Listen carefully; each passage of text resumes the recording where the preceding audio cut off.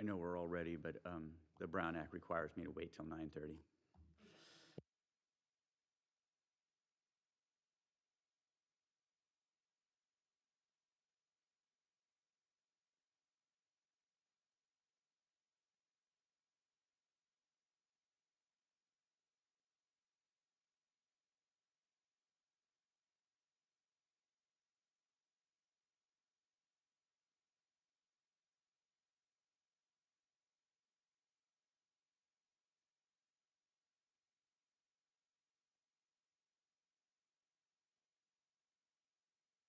Recording in progress.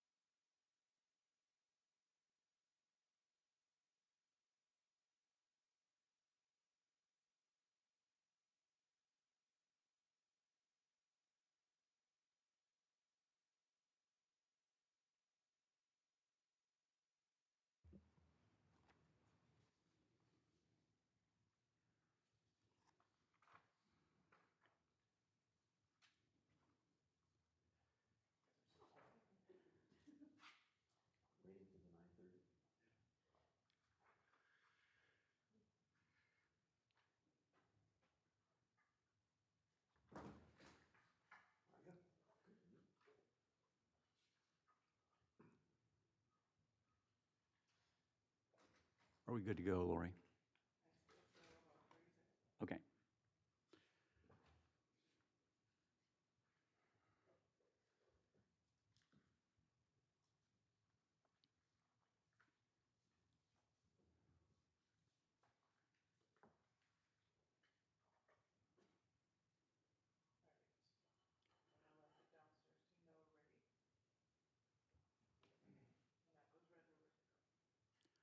All right. It is 9:30 on July 3rd, 2024, and I will call this meeting to order of the Santa Barbara County Air Pollution Control District Hearing Board.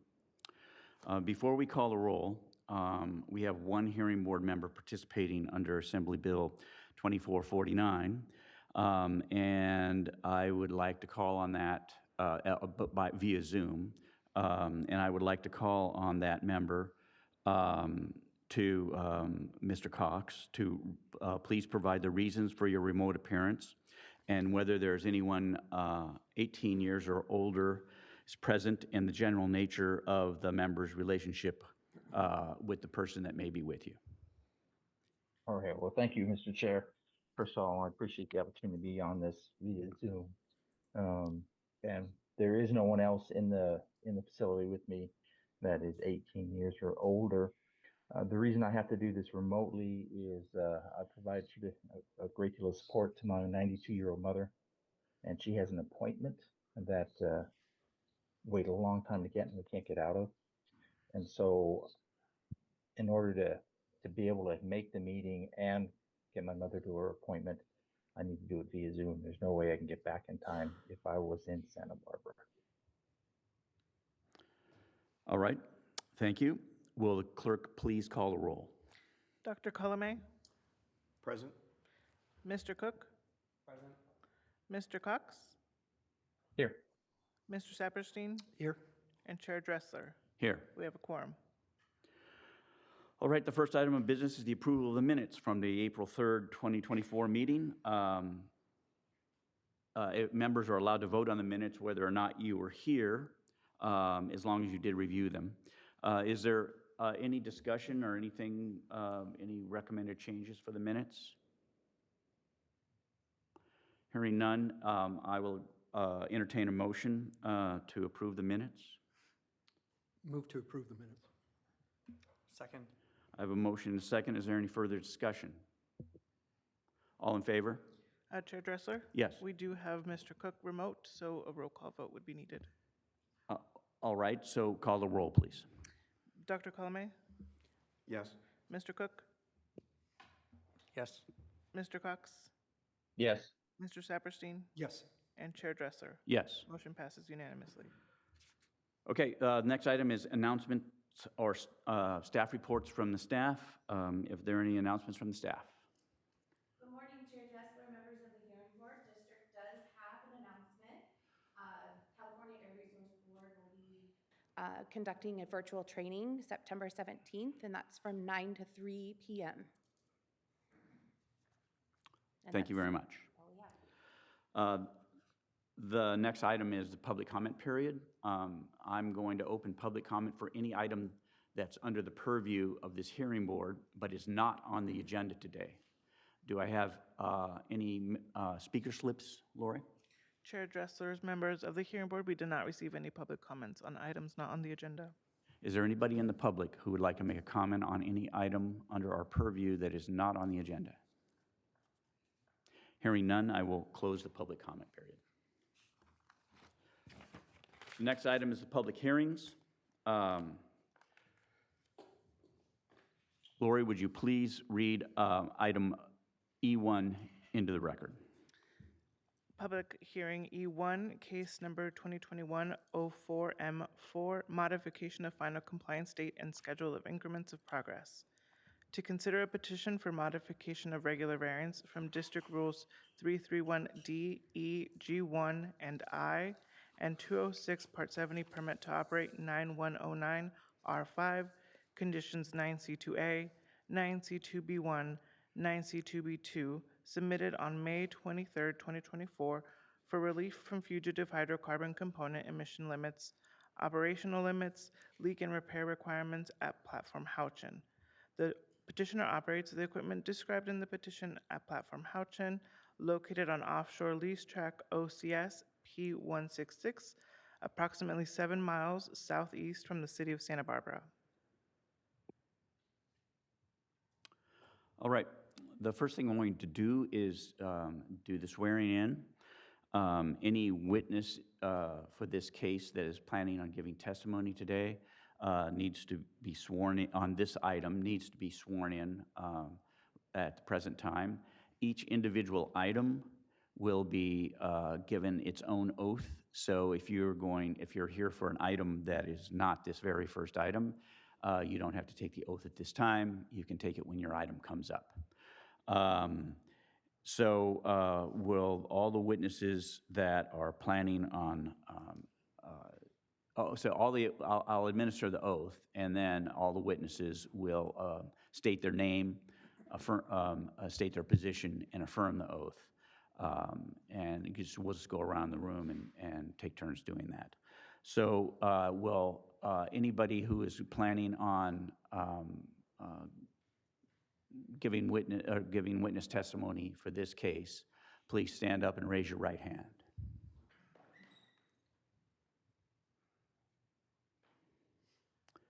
Do you solemnly swear or affirm under penalty of perjury in accordance with the laws of California that your testimony in this proceeding will be the truth, the whole truth, or nothing but the truth? So we'll start over here and we'll go that way. Keith West, I do. Brian Pettit, District Council, I do. Eric Kett, Compliance Supervisor with your district. Amy Long with the district, and I do. Bruce Husson, Regional Director for the Bureau of Safety and Environmental Enforcement. I do. All right, thank you very much. All the witnesses been sworn in? Apparently so. At this time, I'll ask the petitioner from Beacon West Group to make their case. Please, during your testimony, make sure that you provide enough verbal testimony that we can make the findings we're going to have to make in this case. Thank you.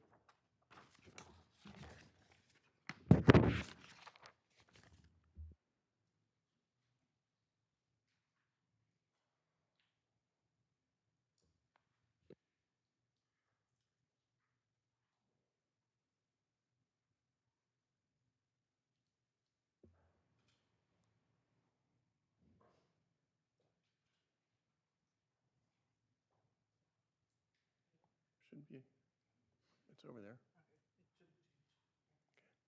Okay. There we go. You hear me okay? Good morning, Chair Dressler and members of the board.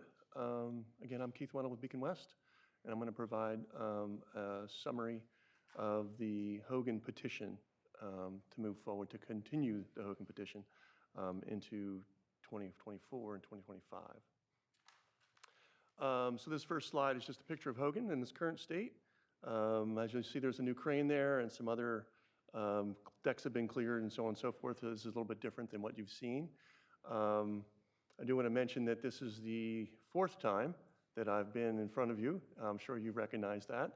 As I go through these slides, you'll notice that there's a fair Sorry, amount of Keith. continuing improvement I don't going mean to on. interrupt, but the first item is for platform Houchin. Houchin? Yeah. Okay. Then let me switch that then. Okay, sorry about that.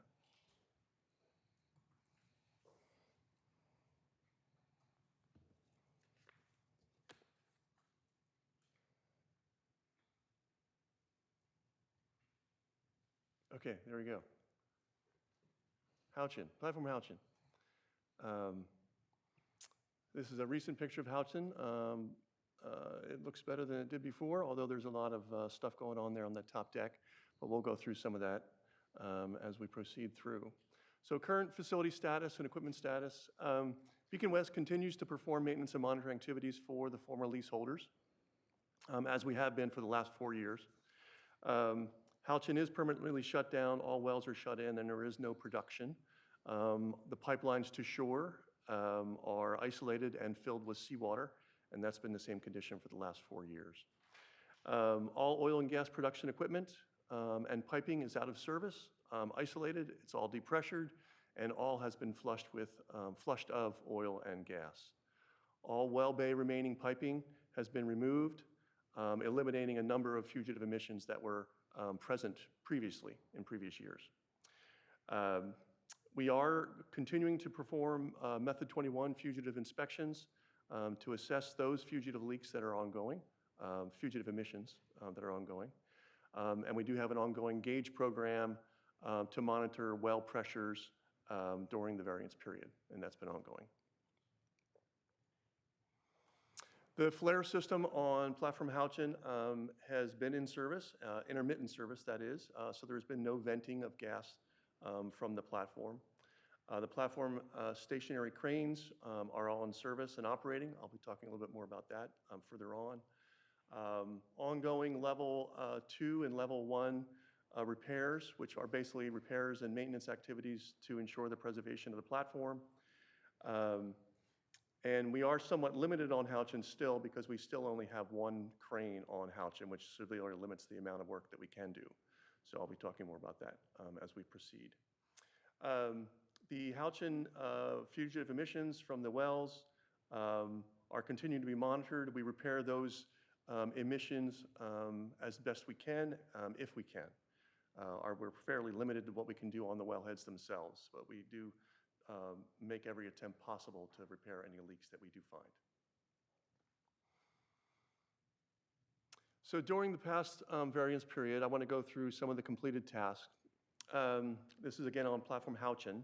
So the well gauge and well pressure program continues to be monitored. We continue to repair wellhead leaks as we find them. Method 21 inspections continue. There have been several structural repairs and damage repairs made to the pipe deck on platform Houchin. We continue to make other upgrades to accommodate the new portable cranes, which I'll be talking about more. We completed the flare piping repairs to get the flare back into service, so there's no more venting of gas from the platform. We've lowered the dilapidated well rig that's currently on platform Houchin to reduce risk and in preparation of rig removal going forward. Ongoing repairs to decking, deck coatings, grading, hatch covers, as we can get to. We're fairly limited because we only have 1 small crane on Houchin at this time. Well remediation work, this is the planning associated with the well remediation work for the future, has been completed and evaluations are done, and we're continuing to monitor the wells to provide additional information on the wells in case anything were to change. Go through some visuals. These are just pictures of the work on platform Houchin that has been completed. Piping work related to the changes that we needed to do for the, to return the platform flare to service. Decking repairs, handrails, scaffolding work, and clearing of the well bay of all ongoing activities on platform Houchin as we speak.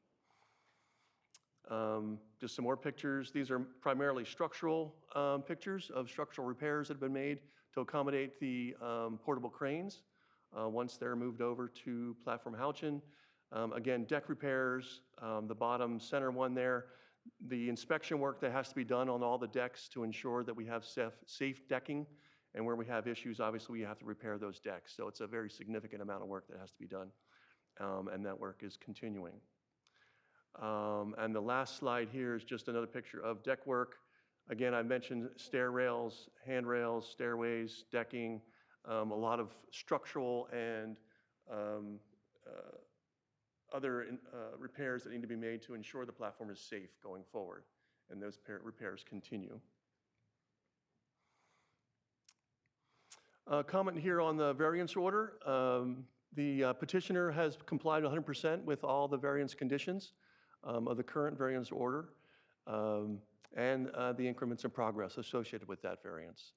The remaining increments of progress identified in the variance order are associated with, or I should say dependent on the IBLA appeal resolution, which is yet to be resolved.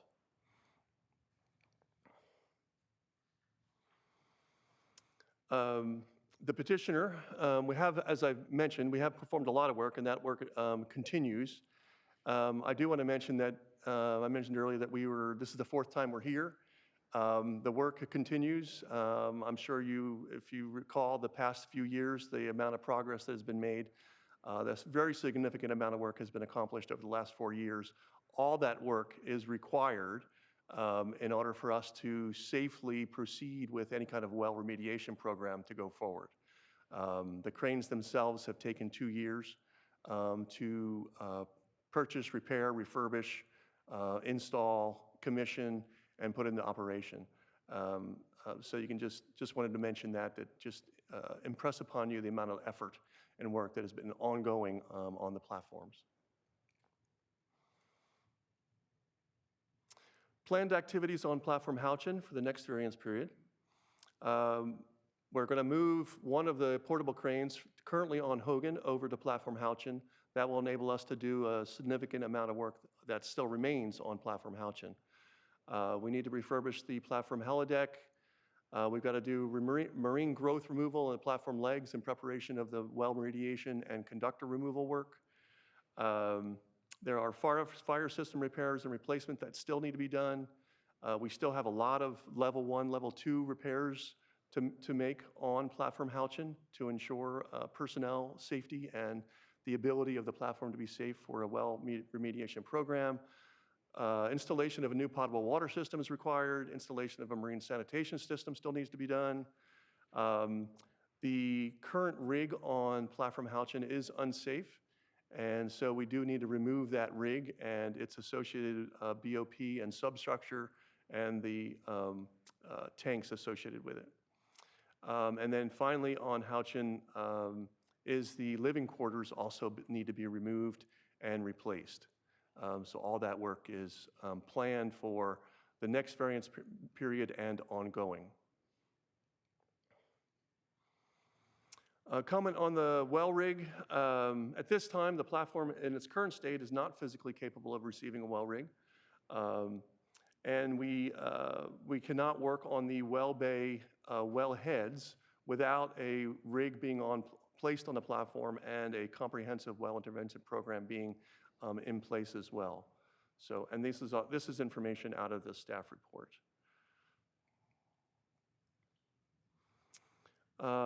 Just a refresh on the facility responsibility and partial stay agreement. The current platform responsibility is still unresolved with the Department of Interior Board of Land Appeals, the IBLA, and a decision on that timing is currently unknown at this time. The stay agreement is still in play. for Platform Houchin. And it does require that certain maintenance and monitoring activities to maintain the platform safety and preserve the facilities for decommissioning is still the governing rule for us right now. A well intervention program currently is beyond the scope and obligation of the partial stay agreement as it stands today. In cooperation with Bessie, the order recipients and petitioners have voluntarily been very proactive in initiating significant work on the platforms, which I've just reviewed. Okay, next I'm going to go through the 6 explicit findings. They're numbered there 1 through 6. And the 2 implicit findings, numbers 1 and 2.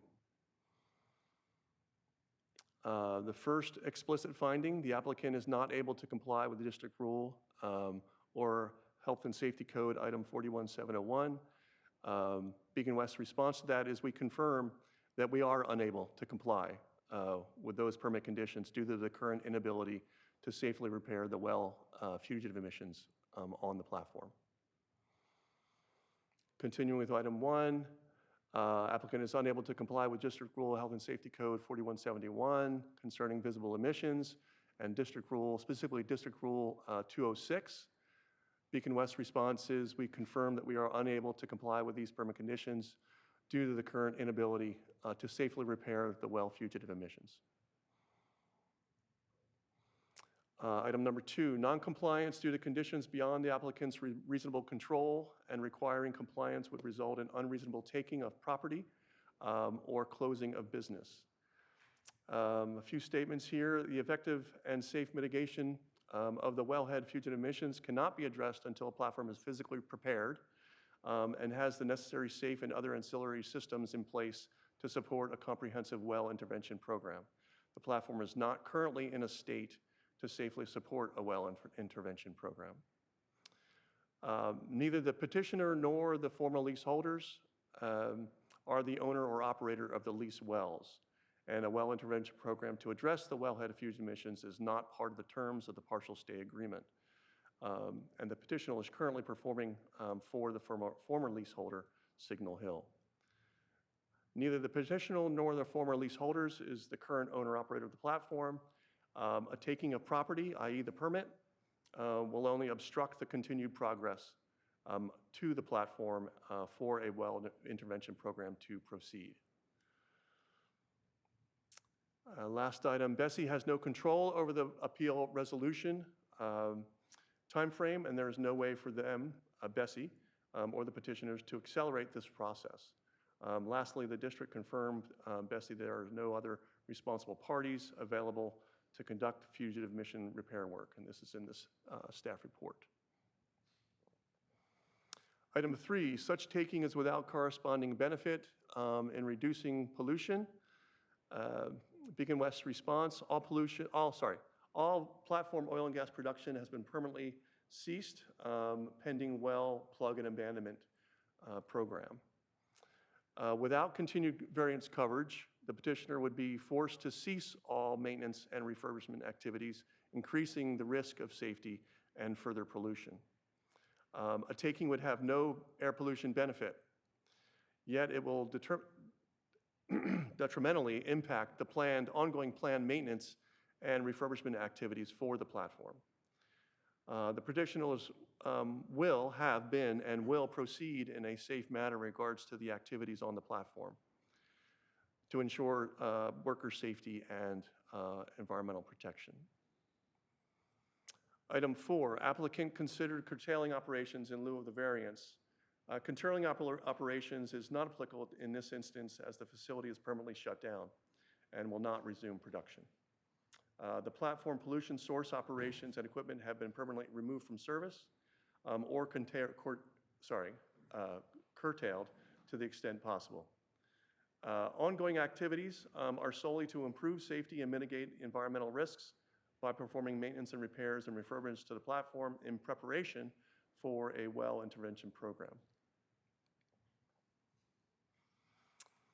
Item 5, applicant will reduce emissions to the extent feasible. During the variance period, during the period the variance is in effect, emissions will continue to be reduced to the extent possible by removing, repairing, and replacing equipment as appropriate. The former leaseholders and their contractors are committed to continuing to apply the necessary resources for continued restoration, maintenance, and repair to Platform Houchin and its facilities to ensure safety and minimize emissions to the extent feasible. Although fugitive emissions remain, any attempted repairs on the wellheads without a suitable well rig or a well intervention program in place, would incur significant risks and a high potential to significantly increase emissions. The applicant will continue to comply with all variance conditions. Item 6, applicant will monitor and report emissions. Beacon West response. Monitoring and maintenance activities will continue to be reported to address compliance with the district permitting procedures, and quarterly Method 21 monitoring will continue for all fugitive emissions. Permitted emissions will continue to be reported in semi-annually as required by the PTO. The two implicit findings. Item 1, monitoring and maintenance activity under variance is not a nuisance. Beacon West response. Cessation of oil and gas production, limited equipment operation, and remote offshore location ensures no nuisance potential. Item 2, all other requirements to progress expeditious compliance with emission standards or increments of progress. The former leaseholders and their contractors, Beacon West, have invested and continue to invest extensive resources into the maintenance and restoration of Platform Houchin under the partial stay agreement, including repair, replacement, upkeep of equipment designed to control and minimize emissions.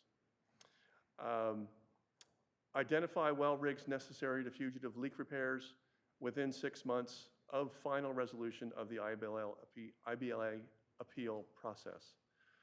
Complete platform deck alterations necessary for the well rigs within 18 months of final resolution of the IBLA appeal process.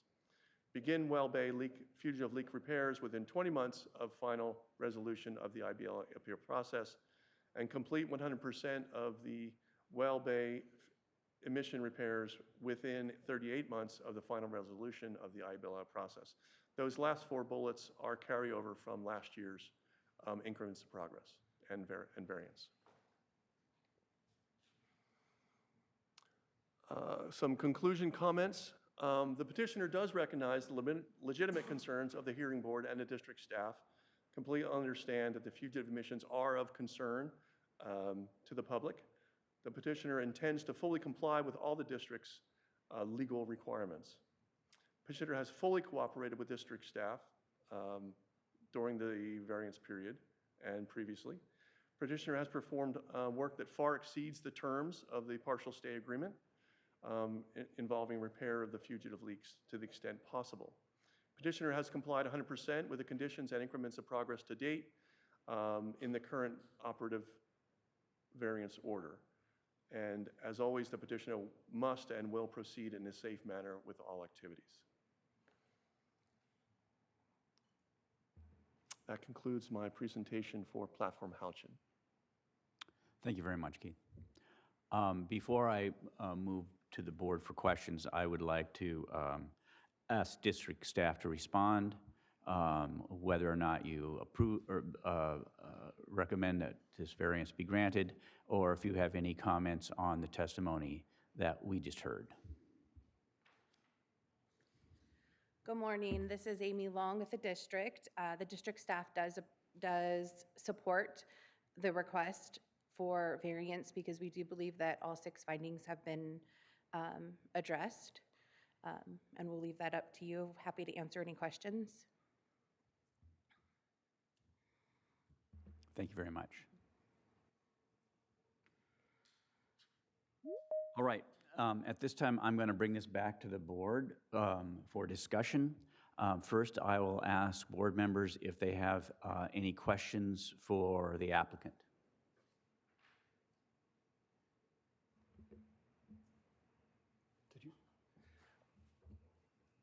The cycle of re-looking at the permit request is just long enough so that I forget what the long-term plan is? Could you just give us the nickel version of what's the long-term hope-for outcome with platforms and all of the safety improvements ultimately to just have a rusting facility sit out in the ocean? I just don't remember. Member Severstein, the long-term plan is to continue the repairs and refurbishments to the platform to get them in a condition where a well rig and a well intervention program can be started. The timing on that start is impacted by the IBLO decision, of course. Once that occurs, then platform decommissioning would occur down the road, and I cannot comment on the timing associated with that. And, Chair, can I continue? And the appeal is primarily about financial responsibility? If you don't mind, I'd prefer Mr. Hessen answer that question.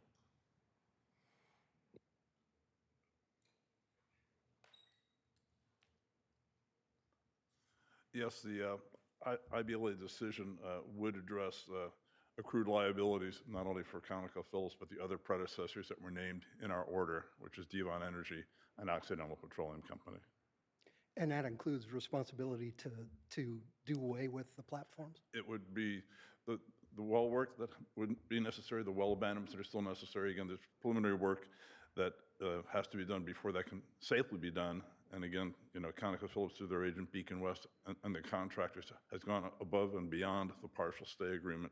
But yes, to answer your question, the wells would have to be plugged and abandoned, and then the next phase would be pulling conductors, which are essentially a sheath around the wells. And then at that point, they would be in a position where they could be ultimately decommissioned. And that requires environmental review and so forth. It requires contracting a very large vessel or vessels to go ahead and physically remove the top sides of these platforms, and then cutting and removing the jackets, which is what supports that above the sea level. A really naive question. Has that ever been done before? Oh, yes. Yeah. Yes, it's currently ongoing in the Gulf of Mexico. There have been some state platforms when I worked for a state agency that were removed in the 1990s called the 4H project, and that was Chevron, and they took out 2 platforms off of Summerlin and 2 platforms off of Carpenter Rio. So yes, that work has been done before. Any best guess on that sort of when the appeal runs its course? I wish I could give you a definitive answer on that. I checked with the solicitor's office. They say these appeals can take anywhere from 5 to 7 years. Now, we filed our orders, and then following that, there's an opportunity for appeal. So there was a statement of reasons filed August 16th of 2021. So we're coming up on what would be the 3-year anniversary. Our solicitor's office said there's no way to expedite or accelerate the process with IBLA. It's just not possible. And the pipelines, what used to be the delivery pipelines, they're just going to sit under the water and corrode? Yeah, what's happened, these facilities have had all the hydrocarbons removed from the process equipment, so that's been taken care of. Pipelines have been purged as well, so there's no risk, you know, for hydrocarbons being in those. But yes, ultimate decommissioning would be the removal of the platforms as well as all the attendant equipment, which would be the pipelines as well. They'll likely crumble away before the... I'm sorry, was that? They'll likely crumble away from the seawater inside before... I won't comment on that. Yeah. Thank you, Mr. Chair. Any other questions? Yeah, I have one. So the increments of progress are based off of the appeal resolution, but you know, you guys have been working on the platform for many years to kind of bring it up to the point where it can accommodate a well rig. Is there concern about meeting the kind of timeline in that schedule pending the appeal resolution? I mean, I'm just kind of wondering, like, what percentage of, you know, work to get it up to that state where it can accommodate the well reg and do the intervention, how far along it is. Member Cook, if I understand your question correctly, all the work that we're currently doing right now is to get the platforms into a condition where they can accept a well rig, and the well intervention work, which means the plugging and abandonment of the wells and the removal of the conductors, is all in preparation for that. In the meantime, considering repairs, once all those repairs are made, there's ongoing maintenance and repairs that need to continue to keep the platform in preparation for that work when and if that starts down the road. As far as the timing on that was in the increments of progress, those are industry standard timings related to initiating a well intervention program. Okay, so yeah, there'll be ongoing maintenance, of course, once the repairs are done, but I guess the shorter version of my question is how far along are you with the repairs needed before it can get to the kind of steady state maintenance to support the eventual resolution? For platform Houchin, we estimate another year or two. Thanks. Other questions? Go ahead. Yes, please. I know I've said this during one of the other hearings. This feels a little bit like Groundhog Day. And I think on each time we've learned a little bit more about this process. I think it was last session that we had Bessie in for the first time. I would like to congratulate Beacon West on an awful lot of hard work over the last 4 years, getting us to where we are today. I think what I find most regrettable is that we are here. Why was that platform allowed to degrade to a condition where you had to put 4 years of work into it and another year simply to get to the point of beginning to think about decommissioning? Something's really wrong here in terms of liability and responsibility. I mean, this has been an ongoing problem, I think, with oil and gas of majors holding leases from the federal government and then at some point passing things on to a lesser monetized enterprise that ends up often with the public holding the final bag. So I see Beacon West as a very, very good contractor, with ultimately the responsible parties being whoever it is that's going to be paying for this in the end. I do wonder why it is that we can't know more about the IBLA process and timing. It would seem to me that it would be appropriate for the county to appeal to our congressional and Senate representatives to weigh in on IBLA to get this resolved. This has been going on for a very long time.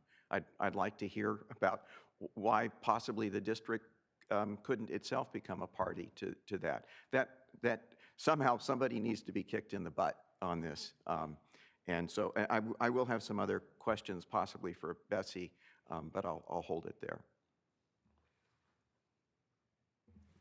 Member Colomé, I don't believe I can address your comments. I'll turn it over to Mr. Hessen again.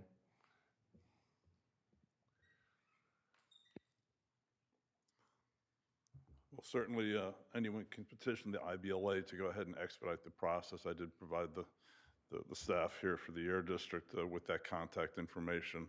Solicitor's office said that's perfectly fine, so feel free to do so. Again, as far as the condition of the platforms and so forth, they were transferred to a company in 1991, Signal Hill Services. That agreement was not handled by Bessie. It's our sister agency, Bureau of Ocean Energy and Management. They're the ones who are responsible for those transfers. They're the ones responsible for financial assurances. Our agency is responsible for compliance. I can say, since I was there since 2016, we spent an inordinate amount of time trying to get Signal Hill Services to go ahead and do what they needed to do. But compliance isn't always perfect, but there was a lot of effort on our part to do so. And but what we did do was when we could see the situation getting worse, we reached out to the predecessors. We told them ahead of time before any order could be issued of what was happening to let them know this is a serious concern to us. And we actually started discussions with ConocoPhillips and the other predecessors about the situation so there would be a smooth transition. And what happened at the end of the day, Signal Hill Services relinquished the lease. They just said, fine, here are the keys. But we did a lot of preparatory work to go ahead and ensure there was a transition. And at that point, with the lease relinquished, ConocoPhillips, through their agent Beacon West, started manning those facilities. And so it's not a great situation, but it's certainly better than it could have been.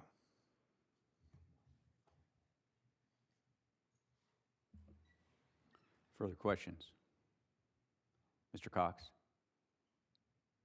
Well, I thank you. The only question I was going to ask was, how aware is our congressional representative? And that was already asked. So, if we haven't engaged them with the IBLA, then I would recommend that we do.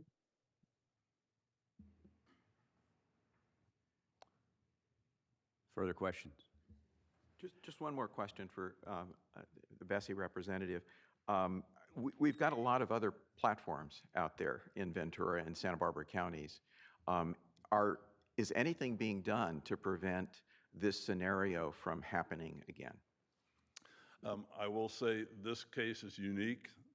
These are the only two where we have a situation like this. And so, again, all the other platforms, BOEM has in place financial security there. The predecessors would be Chevron.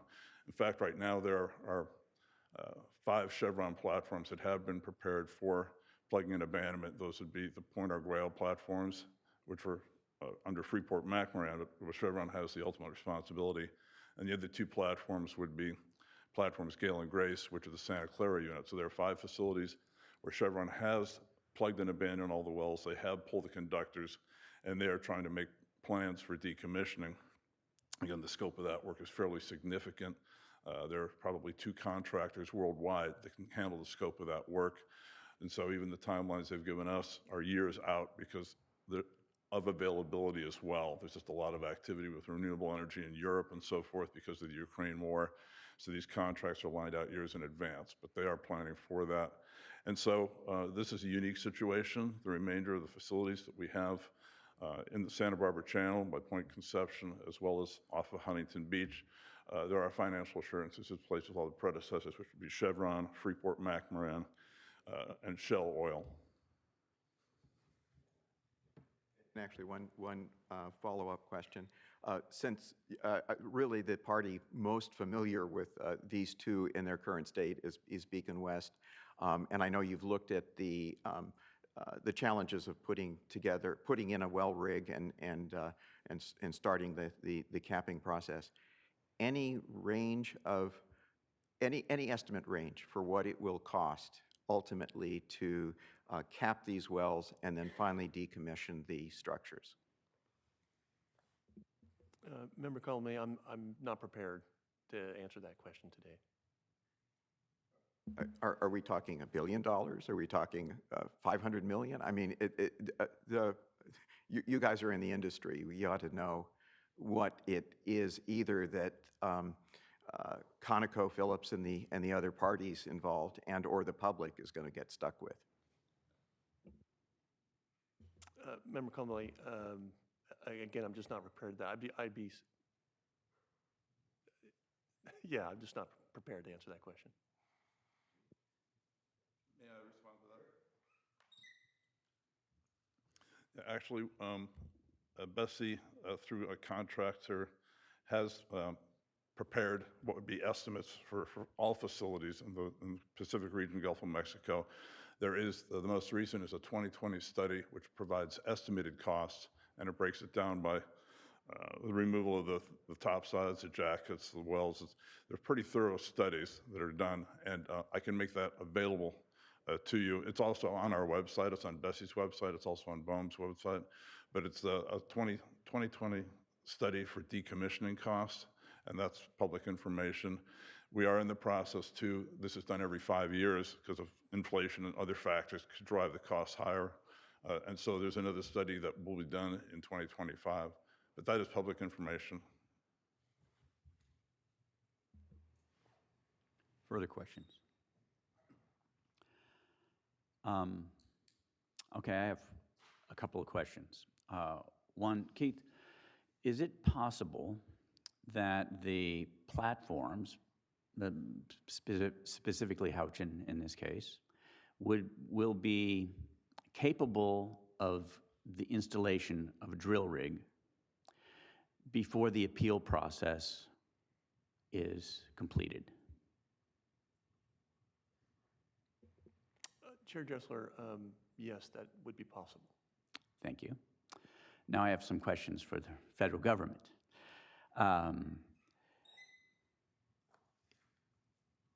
Is it possible that through this appeal process that it will be determined that the Department of Interior is responsible financially for the removal of these rigs? Yes, that is a possibility. All right. Also, is it possible, once the platforms become capable of receiving new drill rigs, that the partial stay agreement could be modified by the parties of the partial stay agreement? There is a provision in the partial stay agreement which allows either party with 120 days notice to go ahead and rescind it. And so that is in there, but So I assume that that means that the parties are also free to initiate a negotiation for modification. I would have to check with the solicitor's office on that. The reason I'm asking you these questions, I don't think their answers to those questions are necessary to take action today, but that at some point, there will not be a physical barrier to putting drill rigs on these platforms, but there may be an administrative barrier. And if the administrative barrier consists simply of a contract that could be modified by the parties of the contract, then it will be much harder for this board to make findings that that contract alone makes it beyond the control of any petitioner to not repair the leaks. Am I being clear there? Yeah, you know, again, the solicitor's office is the one who prepared this partial stay agreement, so I would have to. Certainly. I just think that I would Yeah. ask for you to communicate with them Yes. that down the road that this could be an issue with the making of the findings. Yes, I certainly will do so. That's the purpose I'm here today All right. as well. So. All right. yes. Thank you very much. Any further questions? Okay. Hearing none, let's take this back to the board and see if we can make findings here. We've gone through this process before, and we have we were able to make findings last time. It is my opinion that not a whole lot has changed, except that Beacon West has done great work in keeping these platforms from simply falling into the ocean. And preparing them for the equipment that's going to be necessary to ultimately decommission them. So what I suggest we do today is I'm going to go down the findings and just state what I've heard, and then we'll see if we can get a motion one way or the other on this variance. So finding one, that we've heard plenty of testimony today that the petitioner or the platform is indeed in violation of district rules. So that finding can be made.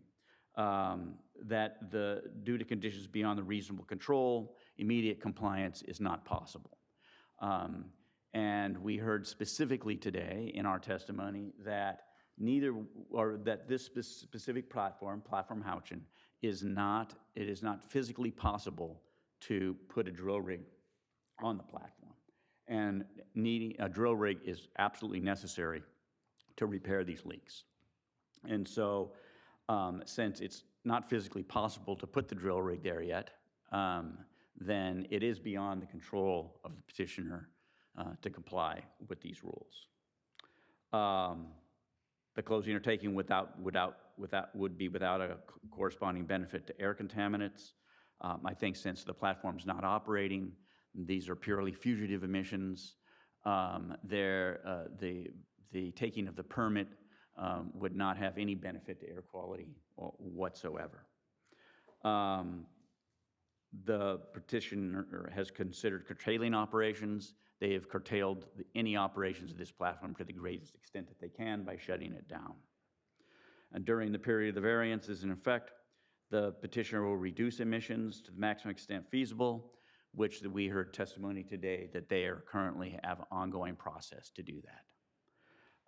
The petitioner will conduct Rule 331 inspections, and they have given testimony that they not only have continued to do that, but they will continue to do so in the future.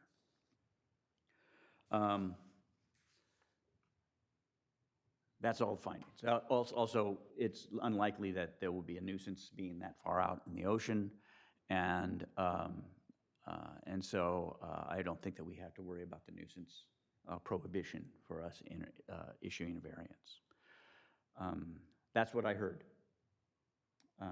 Do I have any dissent on that with the board members? I completely concur with what you've heard, and that the findings are made. I would like to strongly recommend in our motion that we include outreach to our congressional representatives to make certain that whatever pressure can be put on IBLA, this has gone on way too long in terms of identifying a final resolution. I'll let the mover of the motion make those statements. Is there any further discussion? Sorry, Amy? I just wanted to comment on that. The IBLA, the district is looking into avenues of possibly submitting a request to expedite the IBLA decision. Again, we're still in discussions internally. We have also begun conversations with the EPA to see if there's any enforcement options that they can do. We are still waiting to hear back on that. So we are pursuing alternative options. Thank you. I think we've gone through variations on the theme of this kind of discussion the last 2 or 3 years. So one question is, what are the consequences of us refusing to grant the variance?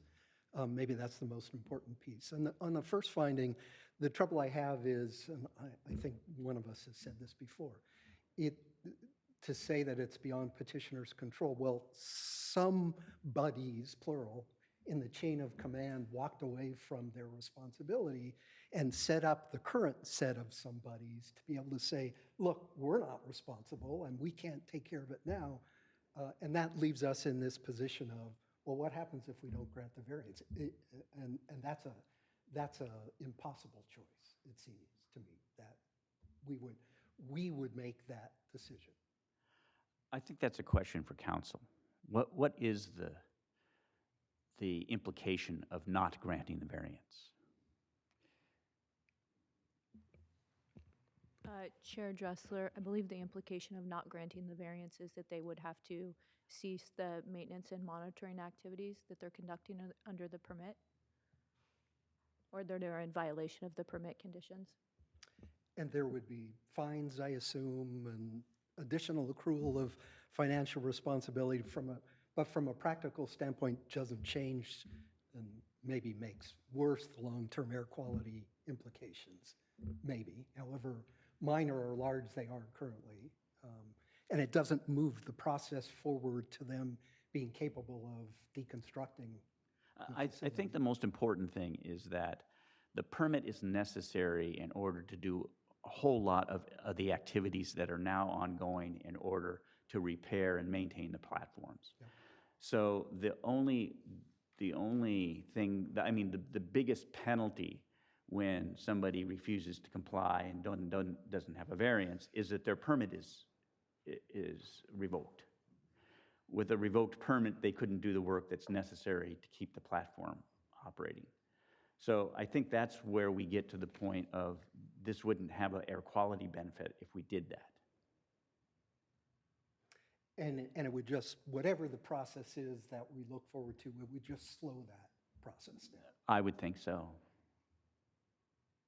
And we have really no other choice. We either grant the variance or not. This isn't a circumstance to enter into negotiations to modify the actual permit itself. This seems, I apologize, but this feels like a little bit of a kabuki dance. We're being asked to make a choice that really isn't a choice. I agree with your discomfort and feel it myself. But I have thought a lot personally about what is, I've thought about, and I've talked to council about what are the chances of us of issuing an abatement order against the Department of the Interior. And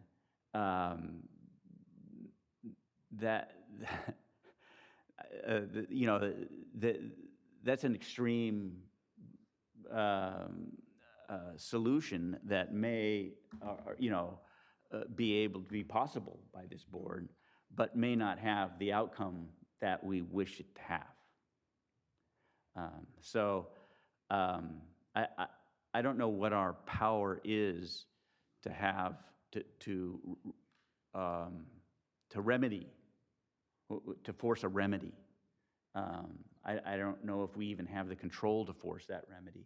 We can take administrative actions like abatement orders and instruct the district to write notices of violation and all that. But would the ultimate result be that the wells got fixed? And ultimately, the wells have to get fixed, ironically, before they can actually plug them. They have to fix them before they can plug them. Just like they've had to rebuild the platform, the upper part of the platform, before they could even take any action, which is a complete irony. I imagine that this is all going to cost much more than the original cost of the platform. And so I have thought long and hard about what our options might be. And I haven't been able to come up with a solution other than what we're doing.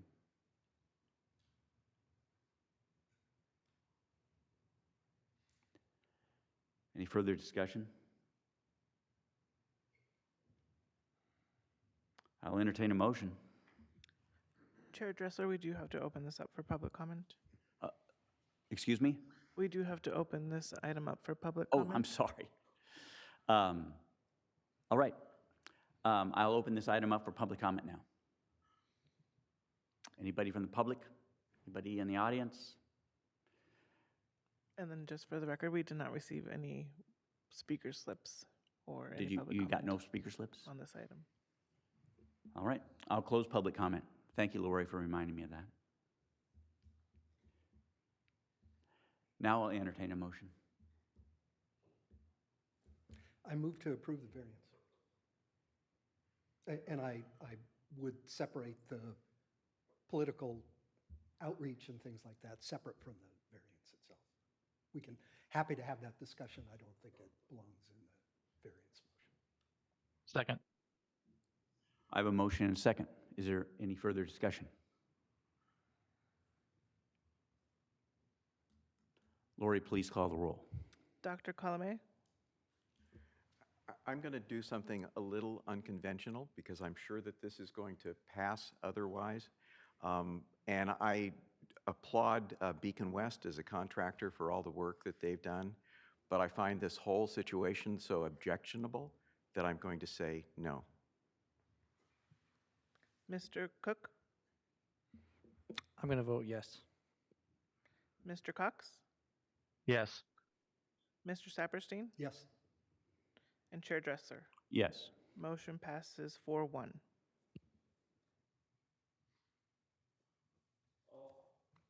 All right. Chair Dressler, if I might, I have to now step out so I can get to that appointment for take my mother to it. Thank you very much, Mr. Cox, for your attending. Thank you. And I will ask the board for if they want to power on or if they would like to have a 5-minute break. at this point? Everybody fine? Okay. So, item E2. Lori, would you please read this item Public into the record?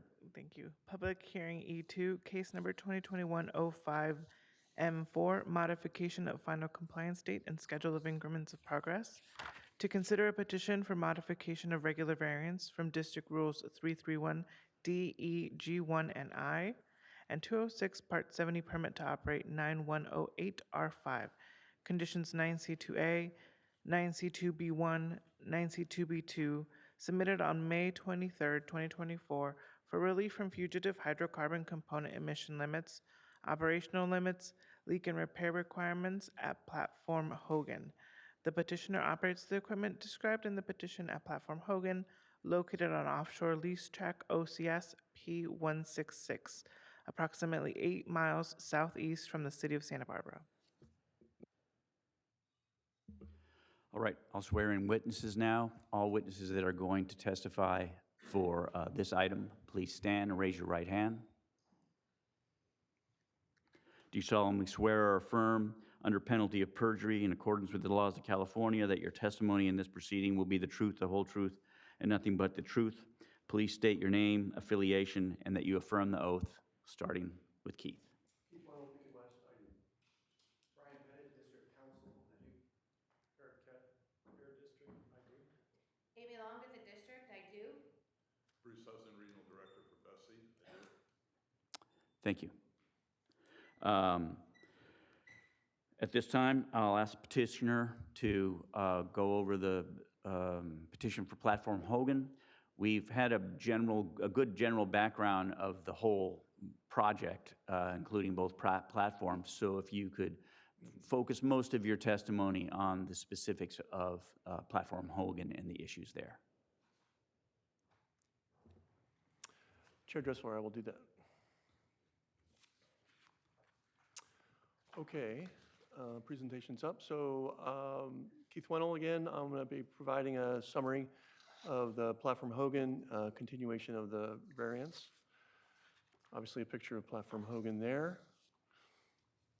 Current status is very similar to that of Platform Houchin, as far as Beacon West continuing to perform maintenance and monitoring. And the facility situation is the same in that all equipment has been isolated and flushed and purged and depressured and so forth. All well bay piping has been removed. We continue to do method 21 inspections, and the gauge and well monitoring program is continuing. Flare system on Hogan is also in service, in intermittent service. No venting occurs. New platform stationary and portable cranes have been installed and are operating. Level 1 repairs and maintenance activities continue. Fugitive emissions from the wellheads are monitored and documented, and repairs are made as possible. Completed tasks during the 2023-24 variance period. 2 portable cranes have been installed on Platform Hogan, and 1 stationary crane has been installed on Platform Hogan. The Nautilus 280B crane, which is one of the portables, will be moved over to Platform Houchin this year. So we'll end up with 2 cranes on Houchin and 2 cranes on Hogan. Structural upgrades and supports have been completed. We have removed the dilapidated and unsafe rig, BOP and substructure and associated tanks from the platform, removed all the well bay production piping, and ongoing repairs and refurbishments to the electrical generation system and components. Switchgear is ongoing.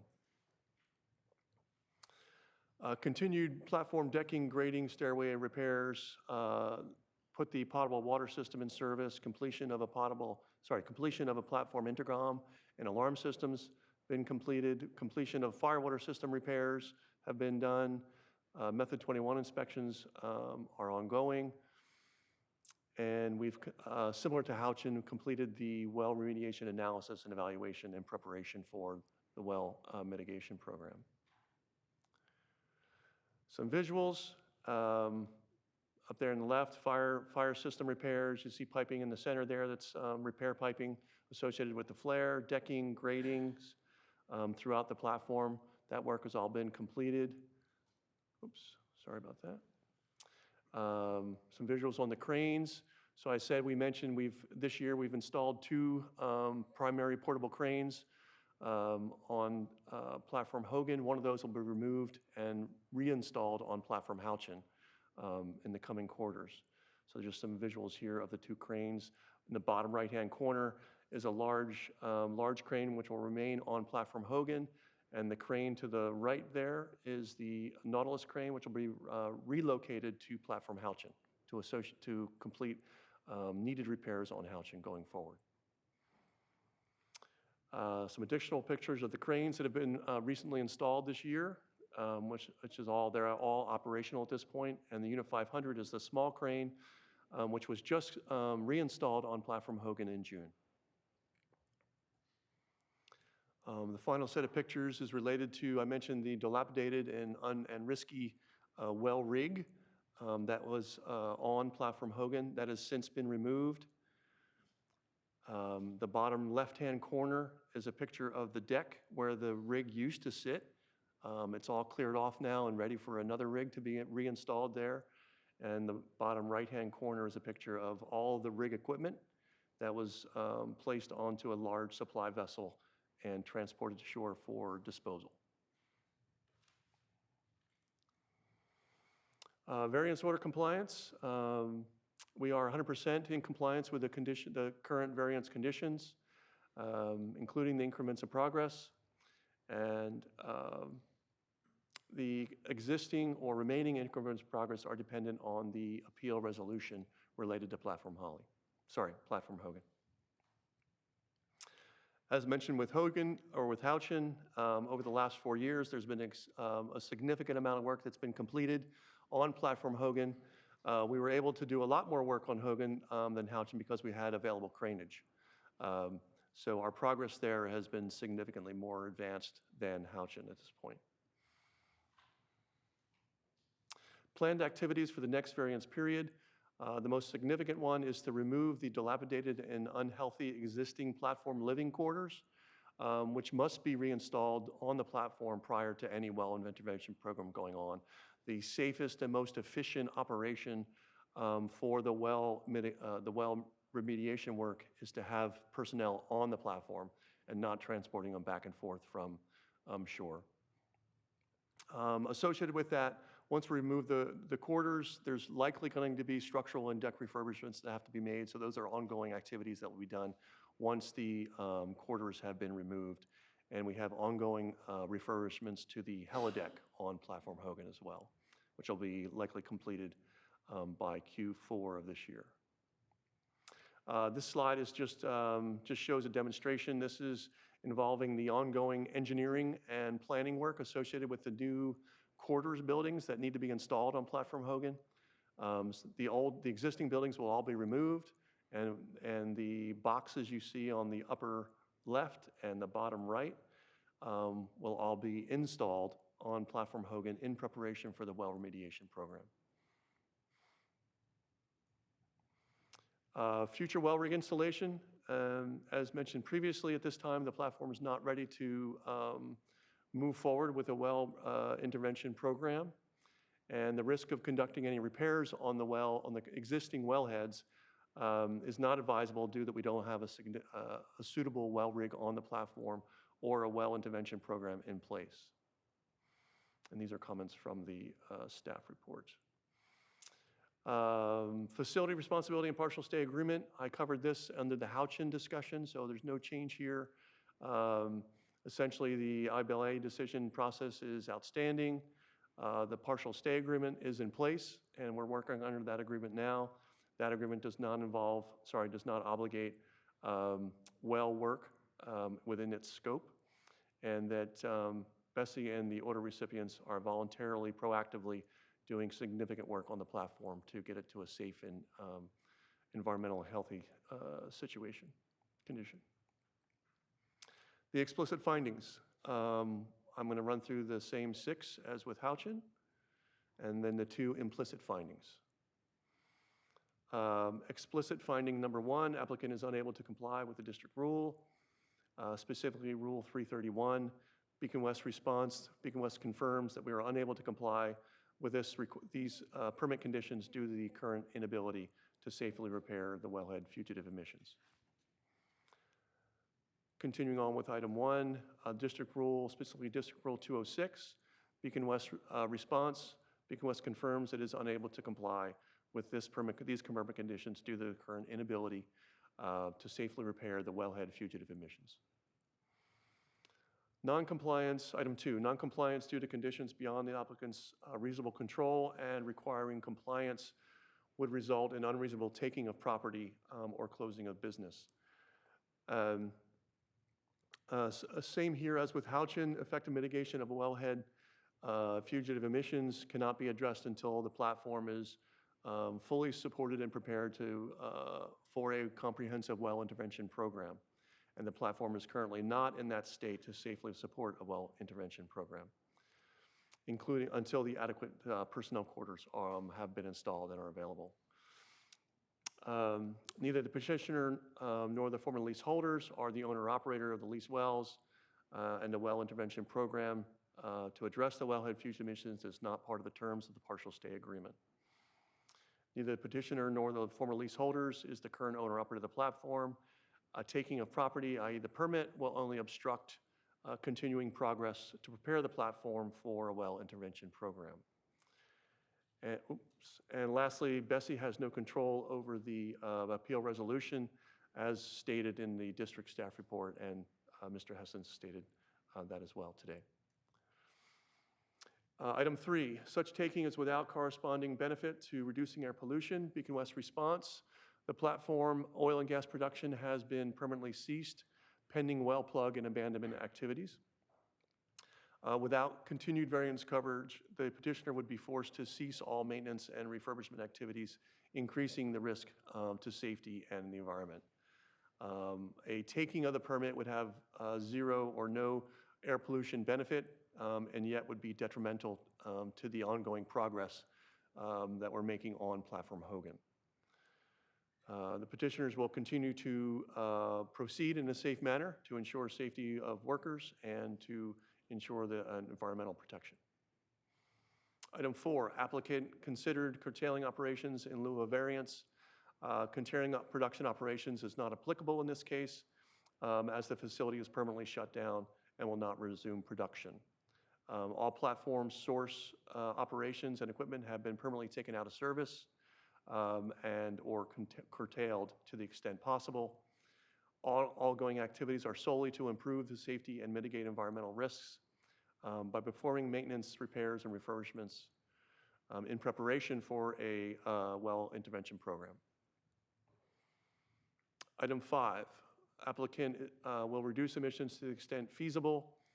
Beacon West response, during the variance period, during the period the variance is in effect, emissions will continue to be reduced to the maximum extent feasible by removing, repairing, and replacing the equipment as appropriate. The former leaseholders and their contractors are committed to continuing to apply necessary resources and the continued restoration, maintenance, and repair of Platform Hogan and its facilities to minimize emissions to the extent feasible. All fugitive emissions remain, although fugitive emissions remain, any attempted repairs to the wellheads without a suitable rig or well intervention program will present significant risk and high potential to significantly increase emissions. And the applicant will continue to comply with all variance conditions. Lastly, item 6 of the explicit findings, applicant will monitor and report emissions. Beacon West response, monitoring and maintenance activities will continue to be addressed with the district permitting procedures, and quarterly method 21 monitoring will continue for fugitive emissions. All permitted emissions will continue to be reported in the semi-annual reports as required by the PTO. Implicit findings. Item 1, monitoring and maintenance activity under the variance is not a nuisance to the public. Beacon West's response, cessation of oil and gas production, limited equipment operation, and remote offshore location ensures no nuisance potential to the public. Item 2, other requirements to progress expeditious compliance with the emissions standards or increments of progress. The former lease, Beacon West response, the former leaseholders and their contractors have invested and continue to invest extensive resources into the maintenance and restoration of the platform under the partial stay agreement to reduce and mitigate emissions. Completion of the new platform quarters prior to the start of the well intervention program to mitigate wellhead emissions. Identify well rigs necessary for fugitive leak repairs within 6 months of final resolution of the IBLA process. Completion of platform deck alterations necessary for the well rig installation within 18 months of the final resolution of the IBLA process. Begin well bay fugitive leak repairs within 20 months of the final resolution of the IBLA process. Completion of 100% of the well bay fugitive emissions repairs within 38 months of the final resolution of the IBLA process. Those last 4 items, again, are a carryover from the current variance to the new variance, proposed variance. Okay, in conclusion, the petitioner does recognize the legitimate concerns of the hearing board and district staff in regards to the ongoing fugitive emissions from Platform Hogan.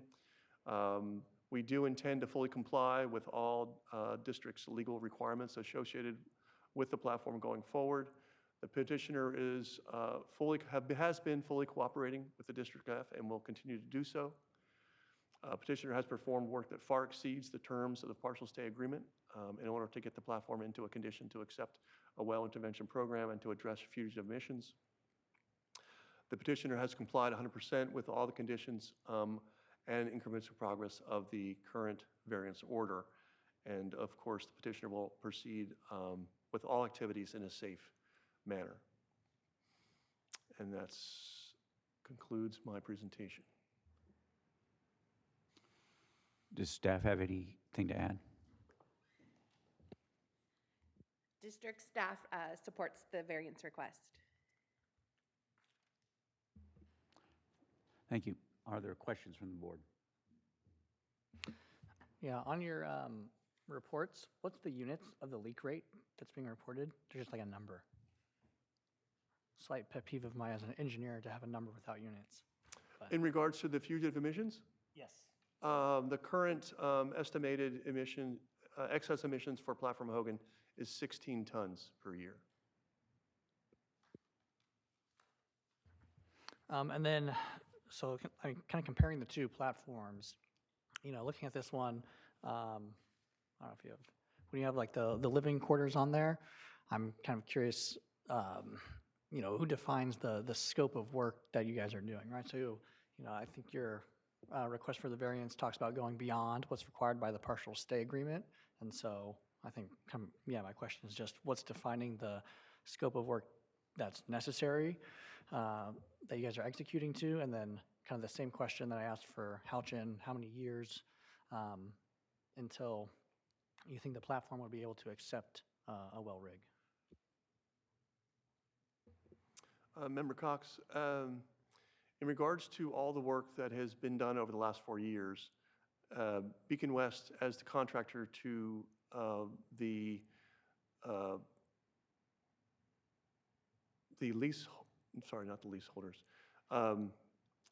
our clients, that's been all directed by them as the contractor to the other parties. So that work is driven by them through us.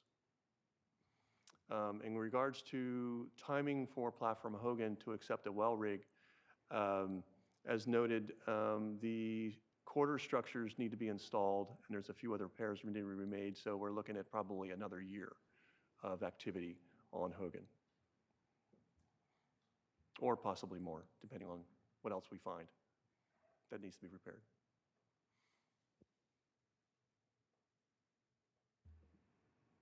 Further questions? There was a comment on the other platform as well in the staff report that the petitioner did not accurately report excess fugitive emissions, but that wasn't really clear to me how extensive that was and what the reason for the misrepresentation was. Keith, would you like to address the calculations? Member Colomé, as far as the calculations on the emissions, as I stated to Member Cox, the current tons per year calculations for excess emissions for Platform Hogan is 16 tons. And the calculated emissions for Houchin are 4 tons per year. The monthly reports that were provided by Beacon West indicated that the emissions were from the flare stack and not the fugitive emissions from the leaking components. And so we've asked Beacon West to go back and correct those, correct the excess emissions for each of the platforms.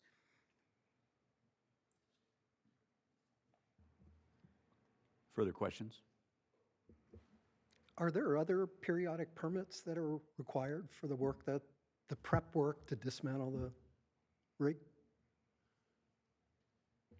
Member Stepstein, no, there's not. Nope, this is the only one. For the work we are currently doing.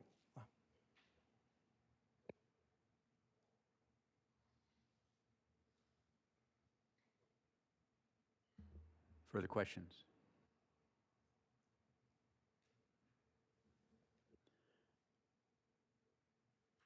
I'll open public comment on this. Chair Dressler, members of the hearing board, we did not receive any public comment on this item. I'll close public comment.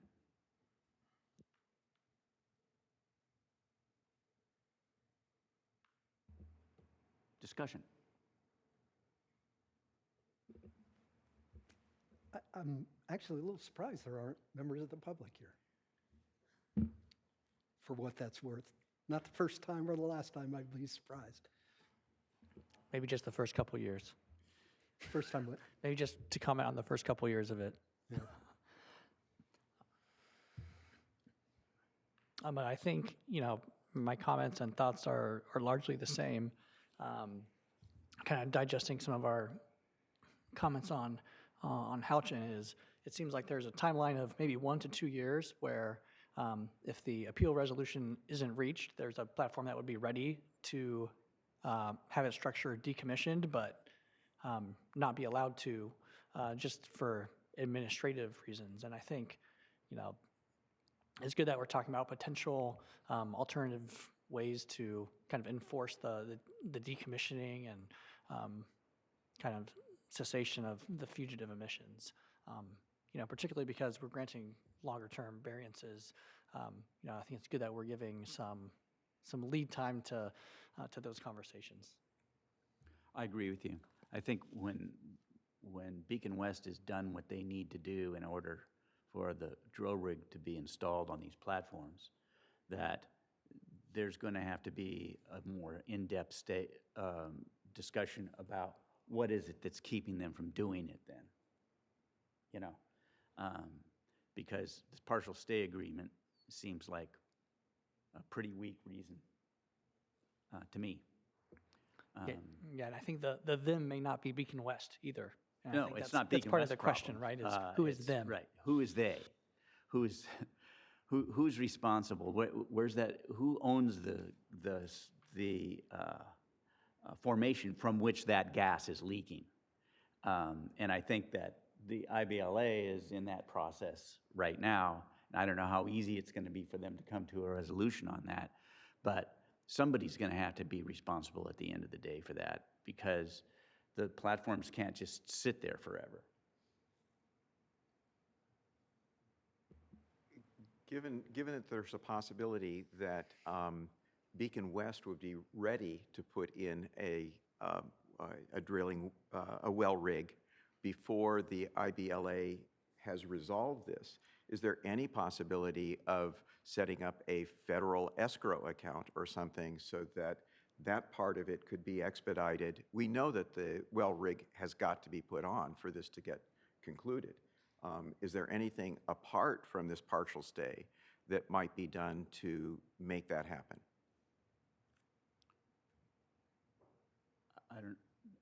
is the person that might have an answer to that question in this room. Probably not, but, so it was really more rhetorical. I see. Any further discussion? Just from an agenda standpoint, to make sure our discussions are appropriate, I don't know in sort of what form, whether it's a separately agendized item where we have a broader discussion about our response to this, to talk about other strategies, or whether we just ask staff to do that and come back for a report. I'm just not sure the right construct to do that. Doesn't seem to be, I'm not sure, maybe council should tell us if it's appropriate to have that discussion in the context of a single variance Yeah, request. you know what I'd like to do is dispense with this variance in however we're going to dispense with it. And then before we move on to the next item,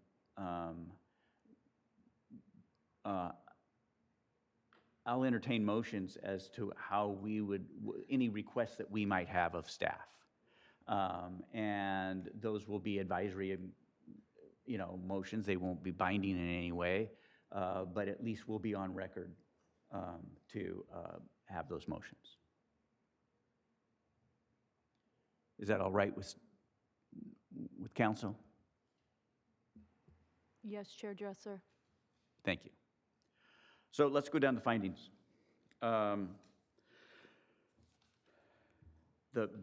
We've heard evidence that the petitioner is in violation. The reason that it's beyond the violation is beyond their control is that the platform is not currently suited for installation of a well rig, which is necessary to do those repairs. Closing or taking would be without a corresponding benefit of air contaminants, simply because the platform is completely shut down as it is, and in fact the revoking of the permit might prevent them from doing other work that does reduce air pollutants. The petitioner has considered curtailing operations. In fact, the entire platform has been curtailed. During the period the variance is in effect, the petitioner will reduce emissions to the maximum extent feasible. They give in testimony today that they are that's an ongoing process that they're doing, and they will continue to conduct 331 inspections and do the comply with the increments of progress as stated in the variance. That's what I heard today from the testimony. Is there any dissent on that? I've already opened and closed public comment on this. I'll entertain a motion. I move to approve the variance. I will second. I have a motion and a second. Any further discussion? Lori, please call the roll. Chair Dressler, all members participating in this hearing board are here today, so a roll call is not needed. What's that? All hearing board members are here right now since Mr. Cox left. All right. All in favor? Aye. Aye. Aye. Opposed. For the same reasons as the first one. Whoops. Yeah, mine. I really do believe as a contractor that Beacon West is doing a superlative job and has met the conditions of the permit request, but is not the financial party responsible ultimately. And so my vote no is just a vote as protest because I know otherwise this passes. All right. The motion passes 3-1.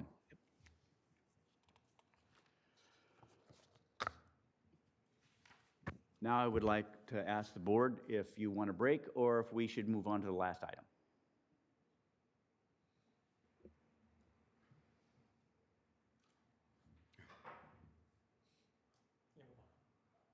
Move on? Move on? Yeah, I'm fine. Okay. Lori, would you please read the next item E4 into the record. We do want to read E3 into the record just to take public comment on it, even though it was withdrawn. So. Excuse me? We do want to read item E3, even though it was withdrawn, just to take public comment. Right, go ahead and do that. All right. Public hearing item E3, case number 2021-12-M3, modification of conditions, final compliance date, and increments of progress. Applicant withdrew item E3 on June 21st, 2024, and no public comments were received. Moving on. Move on, please. E4. Public hearing E4, case number 2024-06-R, regular variance. To consider a regular variance from District Rules 328C2, C4G, and I1, and 206 ATC 14500 Mod 10, conditions 9B12, 9C9A1, 9C9A5, 9C9B2, 9C9B17, 9C9B18, 9C9C13, ADF, CHP IC engines only, 9C919A, ADF, CHP IC engines only, 9C21, ADF and MRF, CHP IC engines only, 9C22 and 9C23, submitted on June 3rd, 2024 for relief from the following requirements at the Tejiquas landfill. Source testing requirements for the ADF CHP IC engines, backed emission limits for the ADF and MRF CHP IC engines, emission controls and maintenance for the ADF and MRF CHP IC engines, SEMS requirements and data telemetry for the ADF and MRF CHP IC engines, and SEMS excursions until the repairs can be made. The petitioner operates the equipment at the Tejiquas landfill located at 14470 Calle Real in Goleta, California. Thank you, Lori. Will anybody who's going to provide testimony in this case, please stand? I'm going to administer the oath. Once I've finished administering the oath, I would like, we'll go around the room, and I would like you to state your name, your affiliation, and affirm that, yes, that you affirm the oath. So please raise your right hand. Do you solemnly swear or affirm under penalty of perjury in accordance with the laws of California that your testimony in this proceeding will be the truth, the whole truth, and nothing but the truth? Could each participant please go around the room and affirm and state your name and affiliation? John Hancock, County Santa Barbara Public Works, I do. Jeanette Gonzalez Knight, County Santa Barbara, I will. Eric Kett, the district, I do. Amy Long with the district, I do. All right. Thank you very much. At this point, I'll turn this over to the petitioner to please state your case. We're going to have to make findings on this, so please try to organize your testimony so that we can adequately hear the evidence we need to hear to be able to make the findings. Good morning, Chair Dressler and members of the board. I am Jeanette Gonzalez Knight with the County of Santa Barbara, Interim Deputy Director with Resource Recovery and Waste Management Division. Here with me this morning is Mr. John Hancock, our Interim Compliance Manager, and today we'll present our 6 findings for the regular variance at the Tejiquas Resource Center. Before we present those 6 findings, we just want to make sure we provide some relevant background information about the Resource Center. It is located at the Tejiquas landfill. The county has operated and owned the Tejiquas landfill since 1967. The Resource Center and the Tejiquas landfill are located 26 miles west of the city of Santa Barbara. Immediately south of the landfill is the US Highway 101, which provides access to the site, the Union Pacific Railroad to the south as well, and the ocean. The southern portion of the site is located within the coastal zone, California coastal zone. As a means to reduce the landfill's dependence as well as mitigate environmental impacts from the community's waste, the county contracted with MSB Investors LLC to develop the Tahigas Resource Recovery Project in December of 2016. The revised project, now referred to as the Resource Center, was approved by the Santa Barbara County Board of Supervisors in November of 2017. And it consists of several facilities. They are the Materials Recovery Facility, the Anaerobic Digestion Facility, and the Compost Management Unit. The Resource Center has been in limited service since the fall of 2021 and is pending completion of project development. The Tahigas landfill and the Resource Center serve the cities of Santa Barbara, Goleta, Solvang, Buellton, and the unincorporated county of Santa Barbara areas.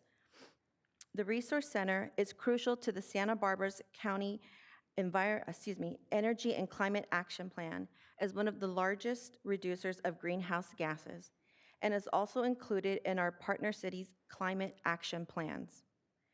The county and the aforementioned participating cities depend on the Resource Center to comply with the increasing waste diversion requirements of Senate Bill 1383, which require a 75% reduction in burial of organics by January 1st, 2025. At the Resource Center, municipal solid waste is first received at our material recovery facility, the MRF. The material is subsequently sorted into organics, recyclables, and residue. Recyclables that are collected from the municipal solid waste are sold to market, while the waste residue is landfilled at Tahigas. The sorted organics are then sent to our anaerobic digestion facility, which we call the ADF. Over the last year, the material recovery facility processed approximately 140,000 tons of municipal solid waste and approximately 39,000 tons of source-separated recyclables. MSB subcontracted the operation and maintenance of the MRF flare, engines, and condensate management system to third-party subcontractors. Ancillary systems at the MRF also treat and combust landfill gas in 2 CHP engines in order to provide electricity for needs on-site and to the grid. The landfill gas treatment systems reduce the hydrogen sulfide content, as well as remove liquids, particulates, and siloxanes from landfill gas. Exhaust from the engines is then routed to a paper dryer when that unit is operating. When the paper dryer is offline, engine exhaust is directed to their respective stacks. Landfill gas is combusted in the MRF enclosed flare when necessary. Each MRF engine, Gen 100 and Gen 200, is equipped with a dual selective catalytic reduction and oxidation catalyst control system.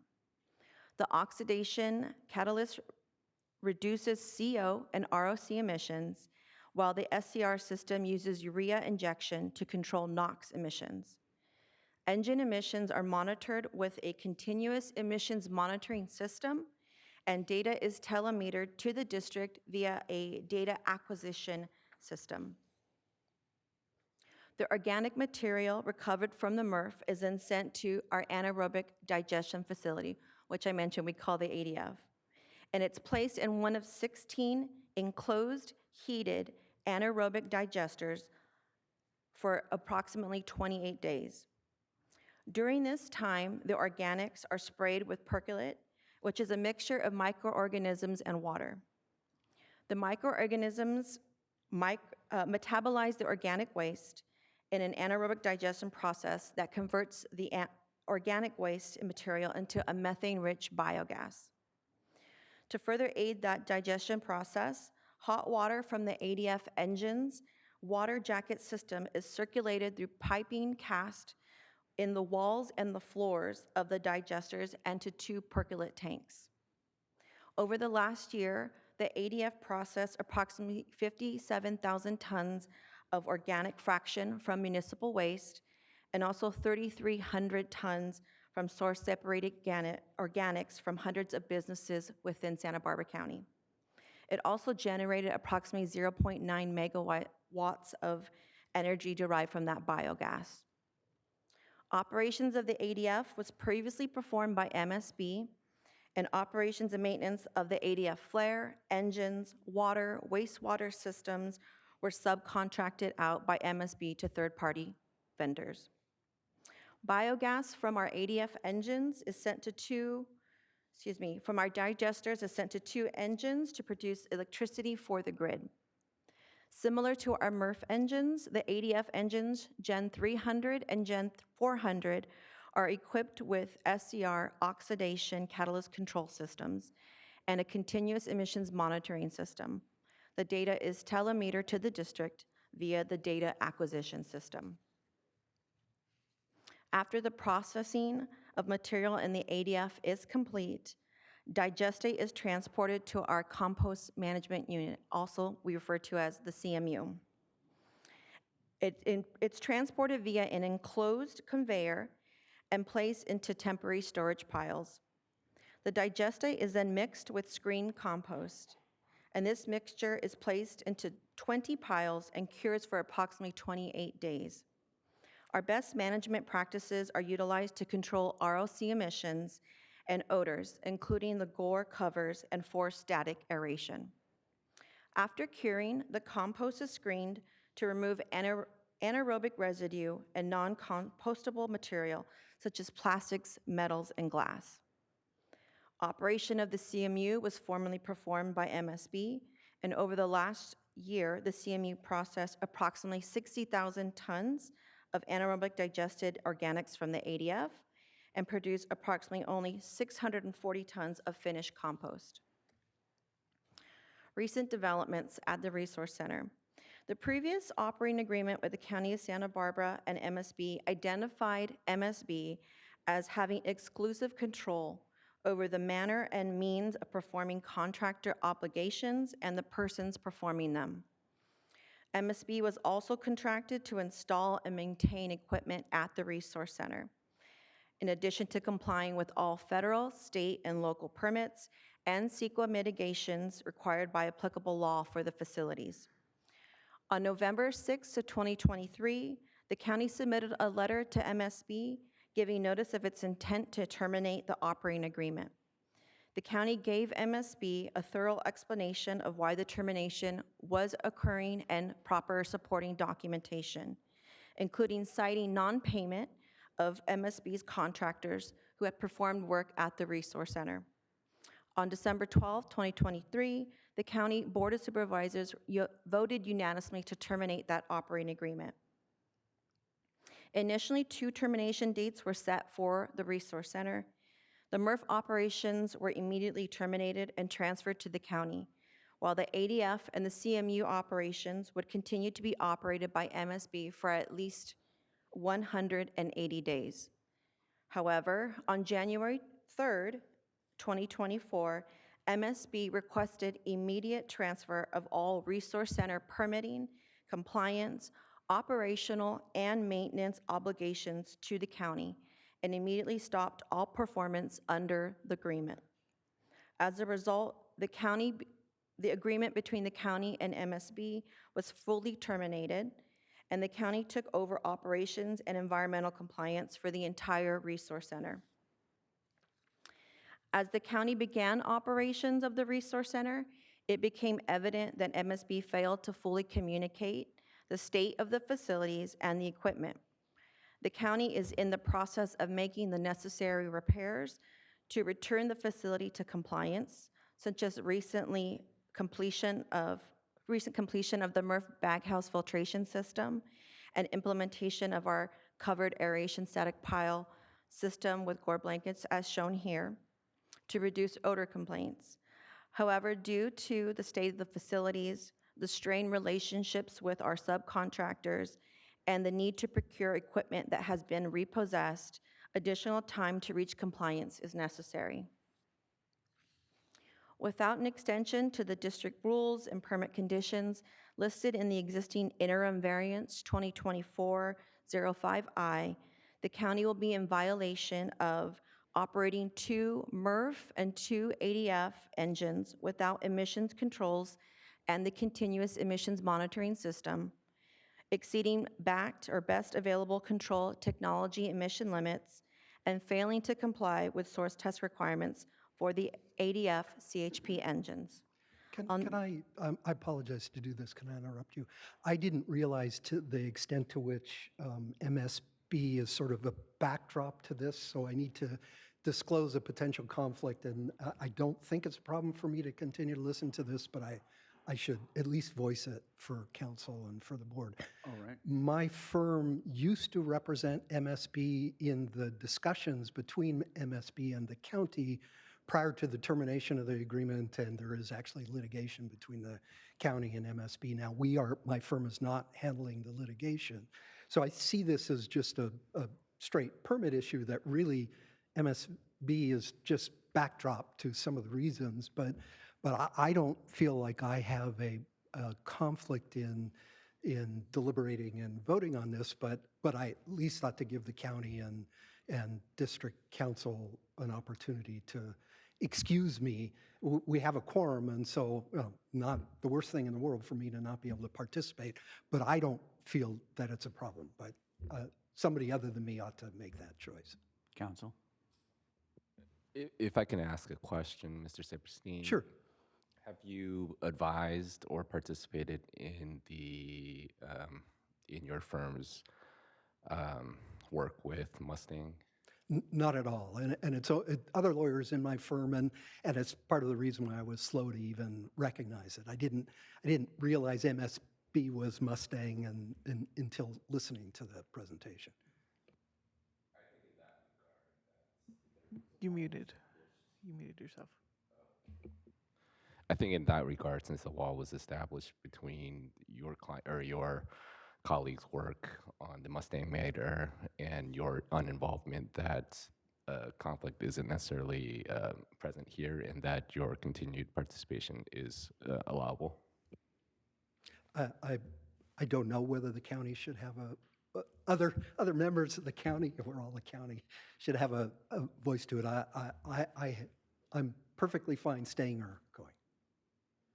I think with council saying that he doesn't see a conflict, it's then up to you, and because you can recuse yourself at any moment if you feel that even if you don't have a real conflict, if you have a parent one, you just want to be careful. So I think that the decision is up to you at this point. Whether appropriate or not, the county representatives, do you care? Other county representatives. Yeah, I think we can continue.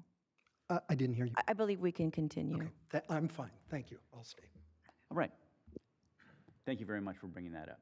It's very important, that kind of clarity. All right, go on. Okay, so perfect timing, because I will now hand it over to John Hancock to present the 6 findings. Finding number 1, without variance coverage, the county would be in violation of the same rules and conditions as those stated in the initial interim variance granted on May 31st, 2024. This includes District Rules 328C2, C4, G, and I1, District Rule 206, ATC 14500 Mod 10, and the following conditions listed on the screen. Finding number 2, if the facility were to shut down, waste would be transported to the Chiquita Canyon landfill in Los Angeles County at an approximate cost of $13.4 million per year. This increased cost would be unduly passed on to the end user.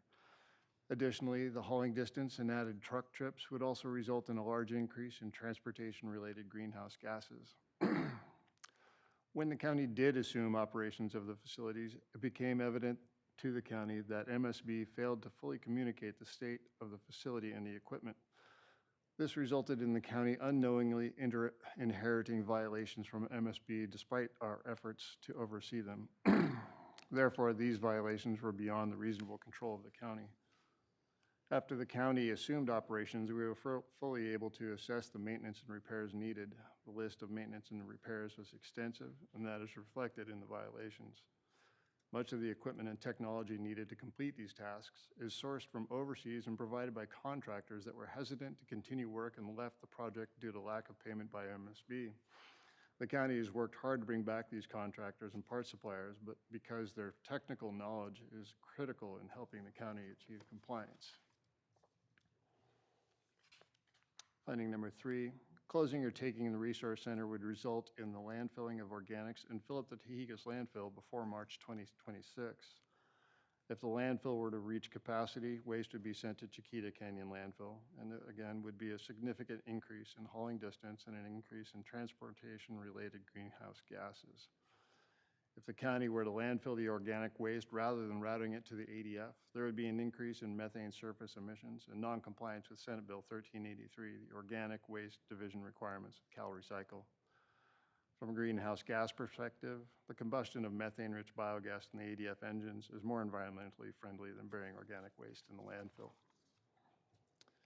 Finding number 4, reducing operation of the MRF and ADF engines would halt several beneficial aspects. At the ADF, it is critical to use residual heat from the engines in order to maintain a temperature that sustains the microorganisms that are responsible for the breakdown of waste within the anaerobic digester. By keeping the ADFs at full operation, staff are better able to track improvements in biogas production while adjustments are made to the system. At the MRF, the engine's residual heat is also used for condensate evaporation and recycled paper drying. Both the MRF and ADF engines generate electricity for use on-site and export to the grid, offsetting greenhouse gases that are generated by using other fossil fuel sources for electrical generation. Finding number 5, by operating the MRF and ADF engines to their best extent and maximizing the benefits described in finding 4, the county has been allowed to control excess emissions to the maximum extent feasible. More progress towards reducing excess emissions has been achieved by completion of SEMS work for the ADF and MRF engines. Parts for completing the maintenance and repairs to the SCR system have been procured, and work is scheduled to begin on July 22nd. Once maintenance and repairs have been completed, meeting other conditions listed, including BACT and source test requirements, will commence. Finding number 6, all existing reporting and record-keeping requirements will be implemented as required by the permit for this variance. The county will monitor the volume of gas combusted in the ADF and MRF engines daily. We will also conduct portable emissions analyzer monitoring on the engine stacks monthly. At this time, excess emissions are not known. Summary, the county is currently operating under interim variance order 2024-05I, granted on May 31st, 2024 by Chair Dressler.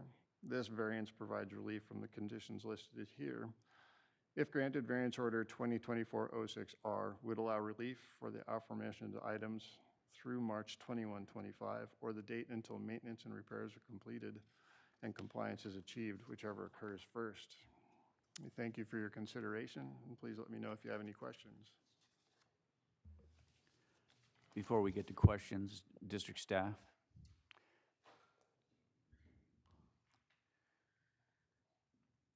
I guess it's still morning. I was going to say good afternoon.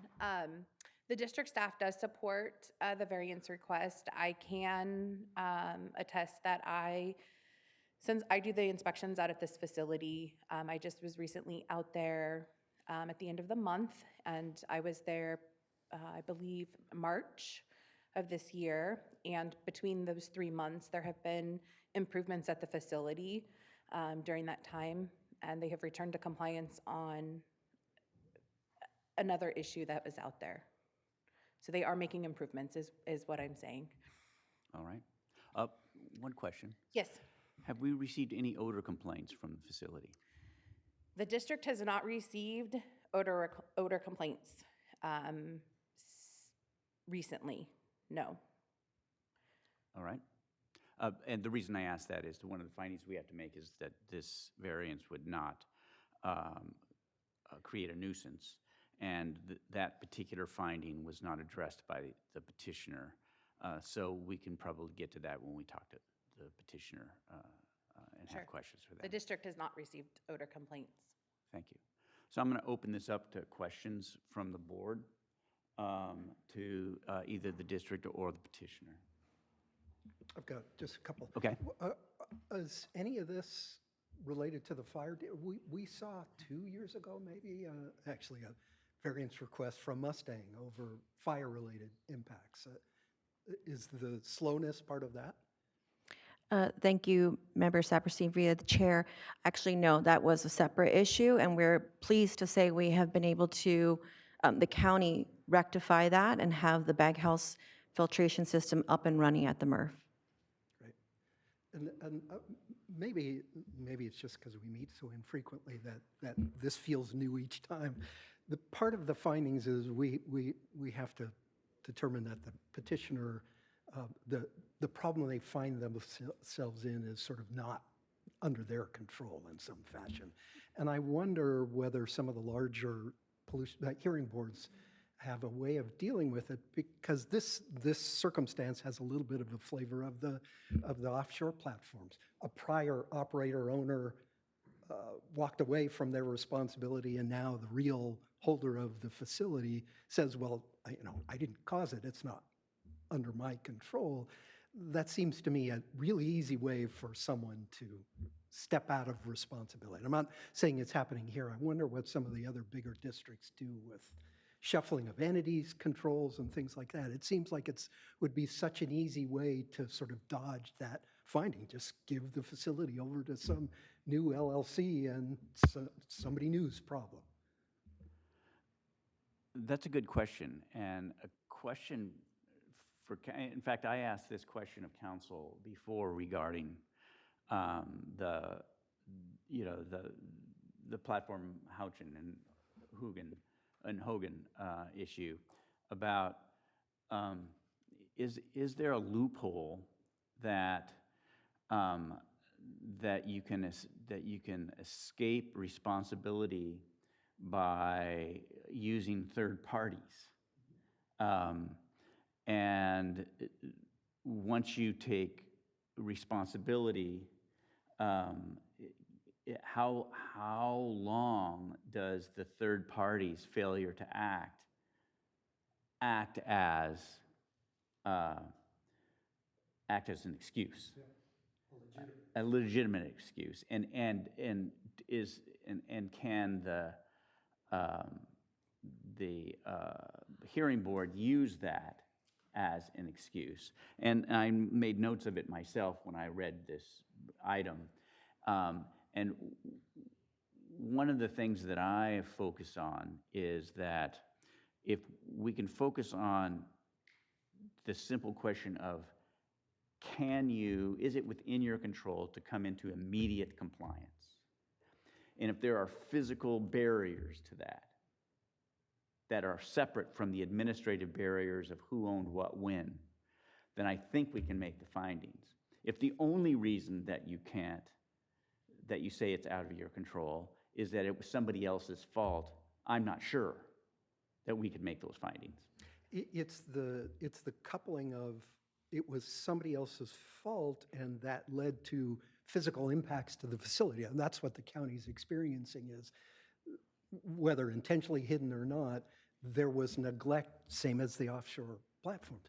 There was neglect that went on for so long, it became it is now physically impossible to be in compliance without making the fixes that are being suggested. That is part of the what could be nefarious activity. And as a matter of fact, if it was Mustang sitting there, yes, yeah, we might have that very issue. And they would say, "Oh, it was one of our subs, and they hid it from us." At some point, yeah. At some point, it doesn't flow downhill; it comes right back. Exactly. I understand it's more your concern. philosophical, maybe practical for us. And I've been in this uncomfortable. Boy, how far do we let that go before it's a real problem? And I appreciate that, and I think it's very important when we go through the findings that we make the findings, and possibly this draft document will have to be modified so that we can narrow into our findings about exactly how we are going to be able to make the findings that are necessary for us to make.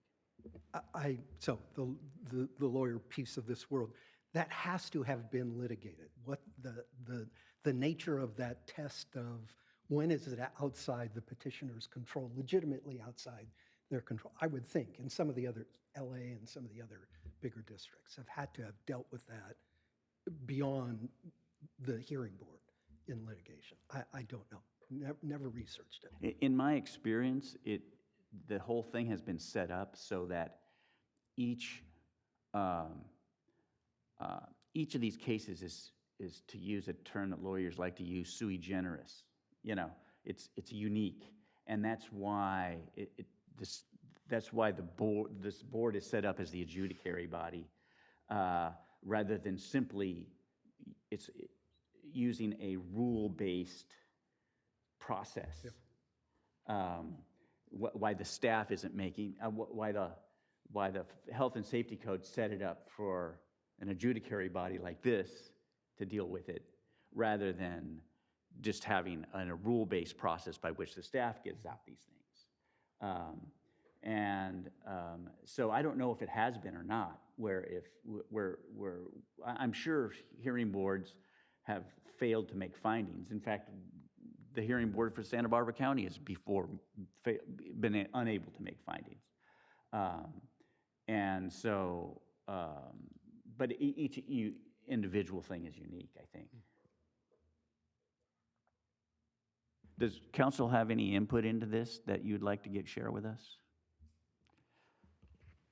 If you can just clarify the question a little bit. Well,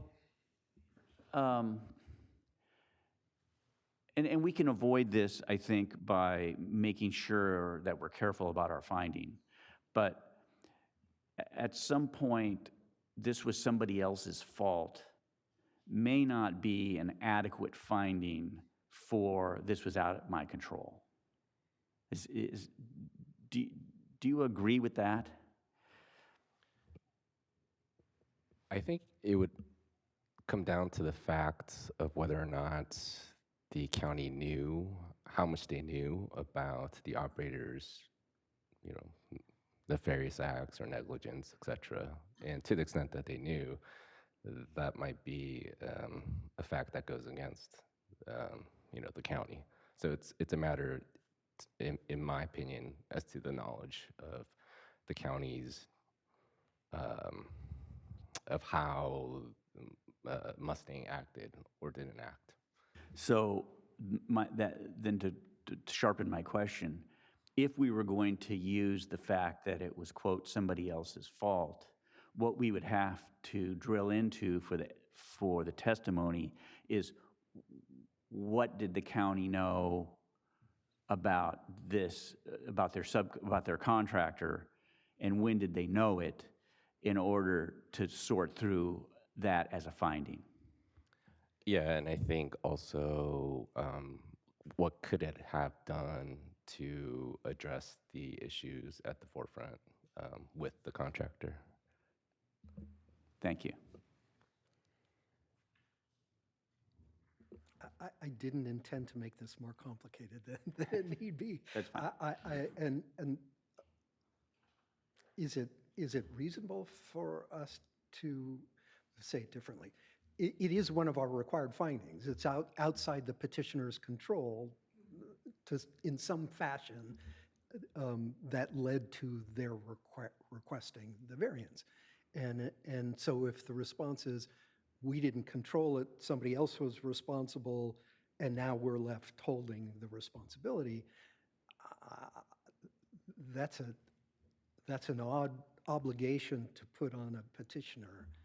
And I'm not sure the county has yet explained to us.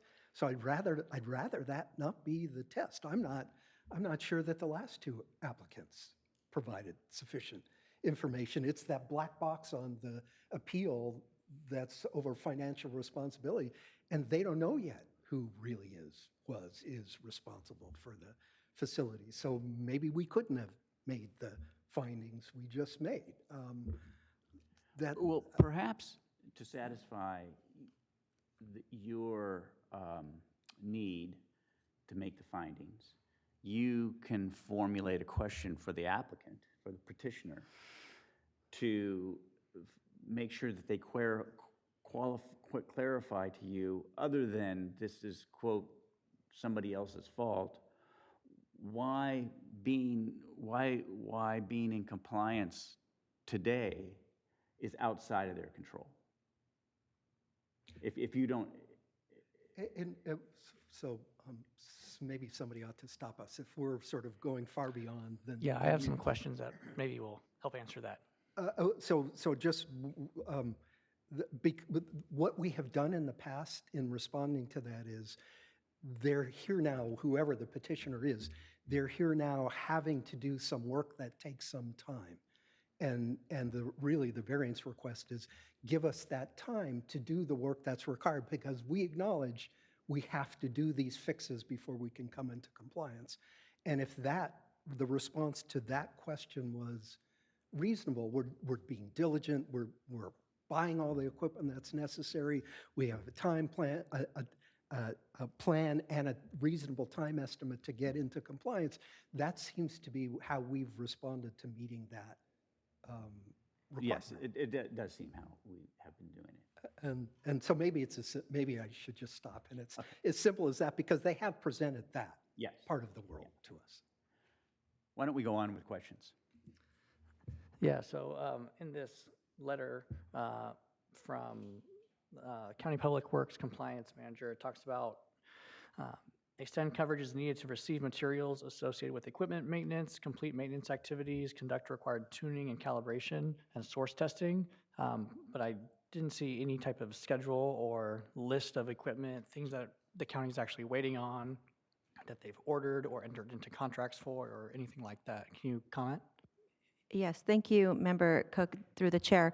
Great question. We would love to talk about the compliance schedule. So Mr. Hancock originally addressed the fact that the completion of the SEMS work has been completed for the ADF and the MRF. And so we, as soon as we became aware of the issues, have been working diligently.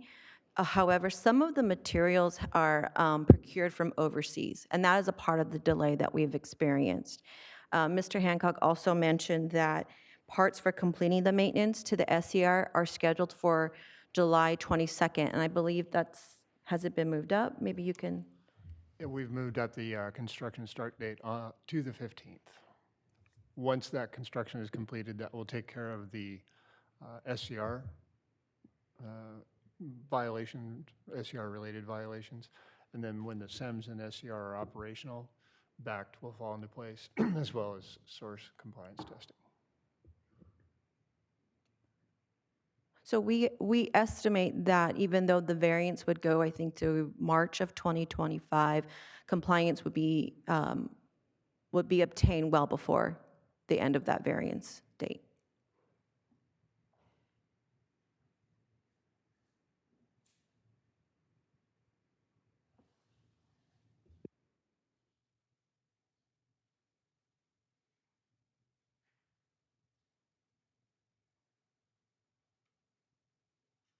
And then I had another question. So I'm trying to remember where. Oh.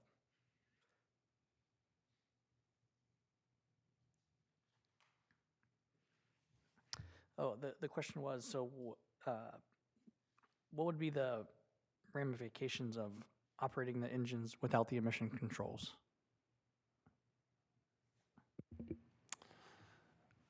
Without the emissions control, it's more about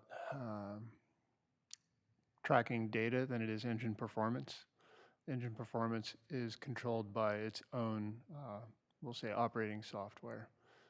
Lean burn and stuff like that is controlled within that operating software. The SEMS is measuring exhaust gases, and you can pull that back into your engine's operation and even your feed gas.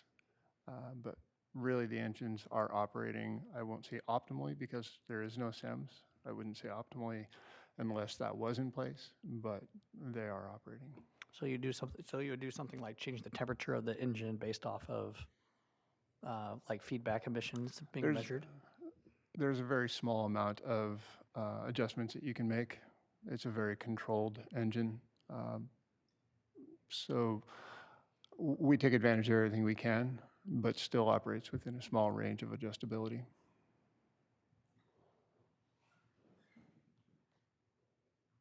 So let me see if I can offer some clarification. The engines have a permit, and the permit has very specific operational ranges of what they are allowed to operate. Right now, they are operating within the temperature range and the flow of gas that they're allowed to operate on. They're within those parameters, and they have not requested coverage on that. The emission controls are the SCR bricks and the oxidation catalyst system along with the urea. Is that what you're asking? Yeah, so I think that makes more sense now. Okay. So essentially, you're not able to control the emissions even if you were running the engines, and that's where your violation would be coming from. Correct, because they are operating it without those emission controls, thereby exceeding their emission parameters specified in their permit, potentially.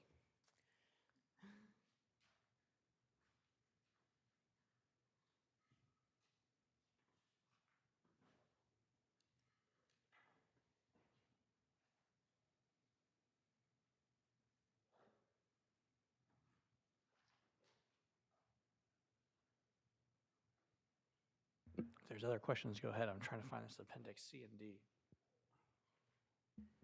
I'll just make a comment. I recall from earlier presentations that this resource recovery and waste management facility is definitely state-of-the-art. The approach is fairly unique. How many other waste management facilities are there, anything like this across the U.S.? Thank you, Dr. Colomé. To our knowledge, none. This technology comes from Germany. Yeah, I mean, that's my sense, that you're dealing with a pretty unique situation, and so all of your adjustments here are,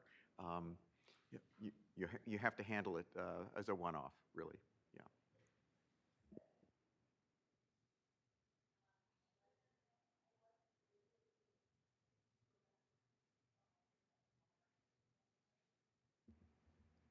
Well, while he's looking for his other, I remember too so how are other communities complying with the new state law? It's separation at the generation site?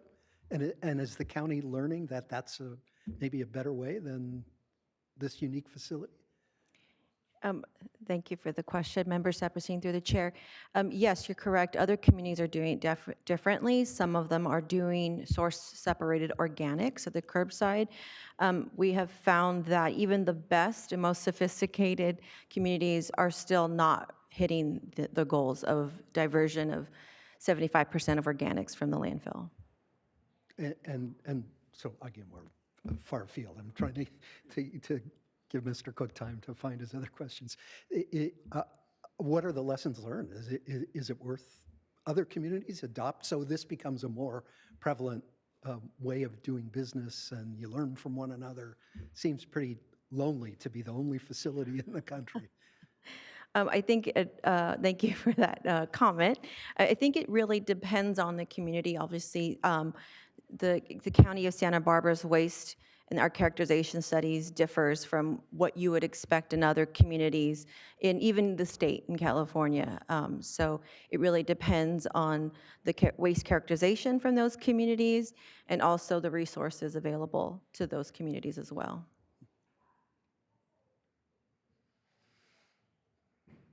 Not in there. Is that the extent of your questions? Okay. Any further questions? All right. I will open public comment on this area. On this. Chair Dressler, members of the hearing board, we did not receive any public comment on this item. Anybody in the audience want to comment? Hearing none, I'll close public comment. So let's take this back. We already had quite a discussion, but let's see if we can make our way through the findings. I think that we can definitely make the finding that the petitioner is in violation. They've given that testimony that they are in violation. And now the tricky one, that due to conditions beyond their reasonable control, requiring compliance would be an arbitrary, unreasonable taking or practical closing. The beyond control, reasonable control is the issue. I think that there's a lot of discussion about the relationship with MSB that's in the draft order. That's probably unnecessary. There should be probably at least a sentence in there that discusses that the contractor did not perform. And the district and the county took action to cancel contract. What else are they going to do? They couldn't force the contract in any other way. And now they've accepted responsibility.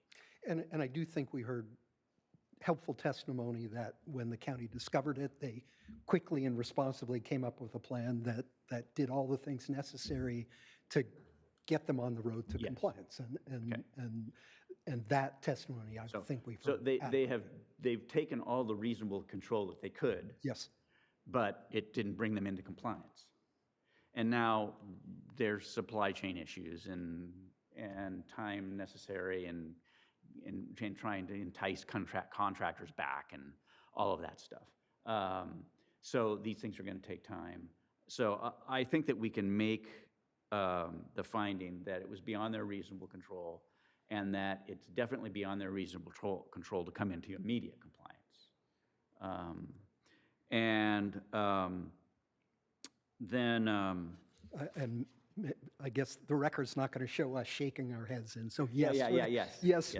We agree with that assessment of the testimony.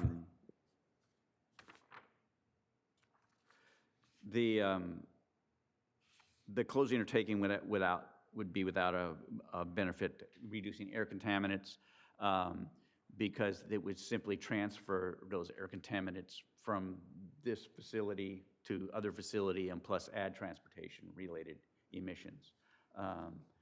It's interesting how people always cite greenhouse gases nowadays because it's the thing, but there's a lot more than greenhouse gases in those transportation related emissions that would be going down through several air basins that really would not prefer to have them there, not only our own.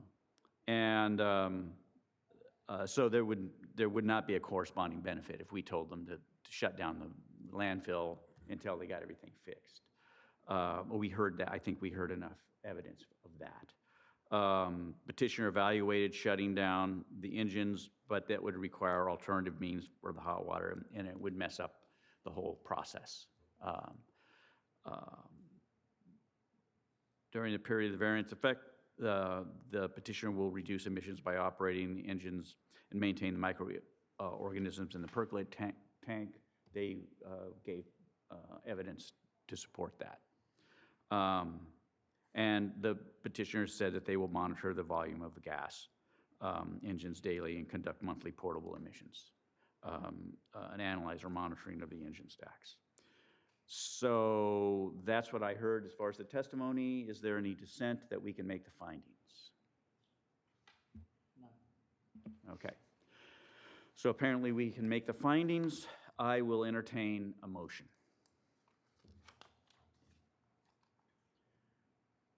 I'll make the motion to grant the variance. I'll second. I have a motion and a second. All in favor? Aye. Aye. Aye. Aye. Motion granted.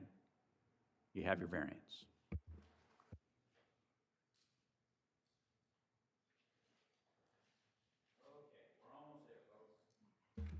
The next item is approval of the administrative agenda. Does anybody in the hearing board wish to pull any of these items? No. I'll open public comment on the administrative agenda. We did not receive any public comment on the administrative agenda. I'll close the public comment. Can I get a motion to approve the administrative agenda? Move to approve the administrative agenda. I'll second. I have a motion and a second on the administrative agenda. Is there any further discussion? All in favor? Aye. Aye. Aye. Passes unanimously. I think we're at the end of our meeting. I'd like to put in one comment for staff, I guess. So I think several of these variances seem to be very schedule-driven by people, and I think adopting increments of progress or things like that in the variances would be helpful for us to examine. Okay. Yeah. That's good. Oh, you know what? We didn't have that discussion about advisory to the district regarding items E.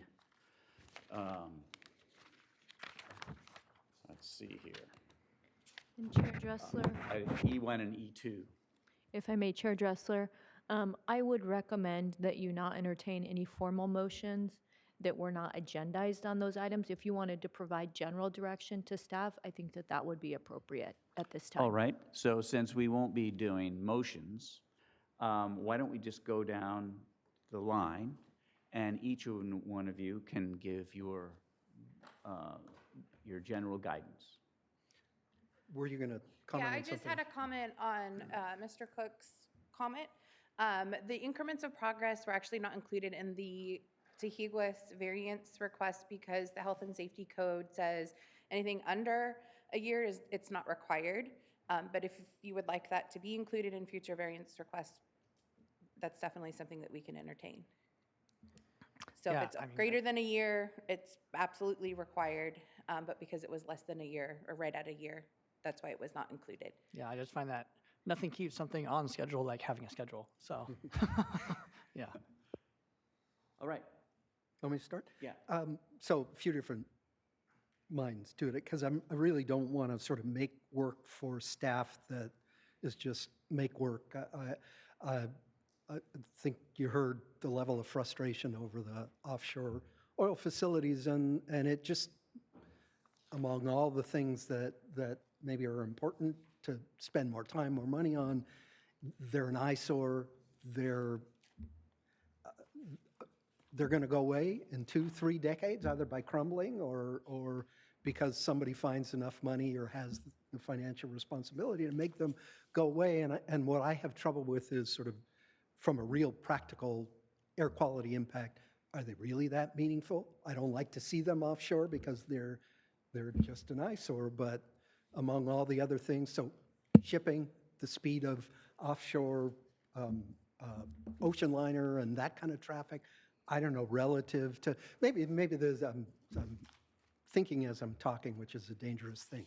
Maybe what would be helpful is give us some sense of what the district staff's priorities are from a real impact to the county. And what I've always understood is it is that offshore traffic that is primarily responsible for, to the extent Santa Barbara County is not in compliance for air quality emission standards, it's because of that.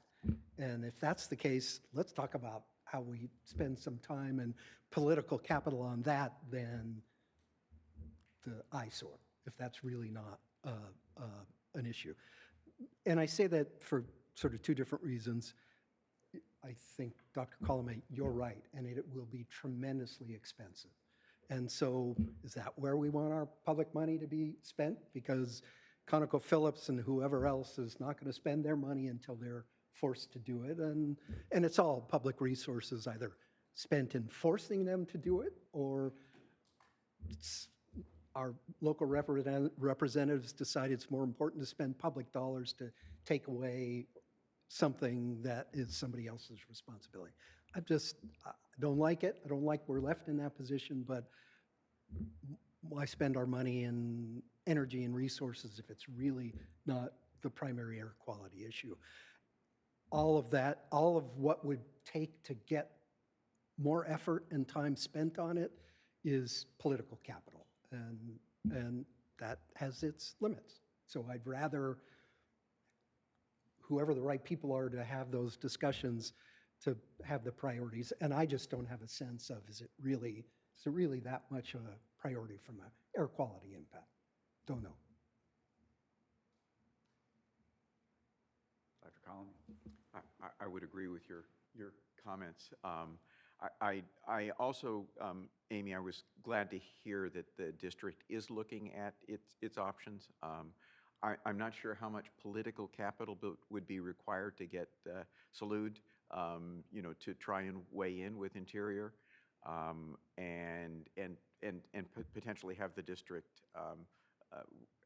I think the resolution of financial responsibility is something that will unfold at some point. I mean, if the normal time period is 5 years, we're already 4 years into that. It would be very nice if we knew, in fact, what the likely ending date was going to be. And my own predilection would be, after having received so many benefits from the federal leases, that the majors really ought to be the ones that have to cover this, and that we should, in terms of thinking of this as an eyesore, we should at least get well rigs up there and cap the wells. Those, I think weighing whether that's the most important ROC emission that you face is really just another issue in priority setting with the district. Mr. Cook? Maybe come back to me. All right. I think my recommendation is that we take whatever action we need to, whether it be political action or simply writing a letter from the district, from the APCO to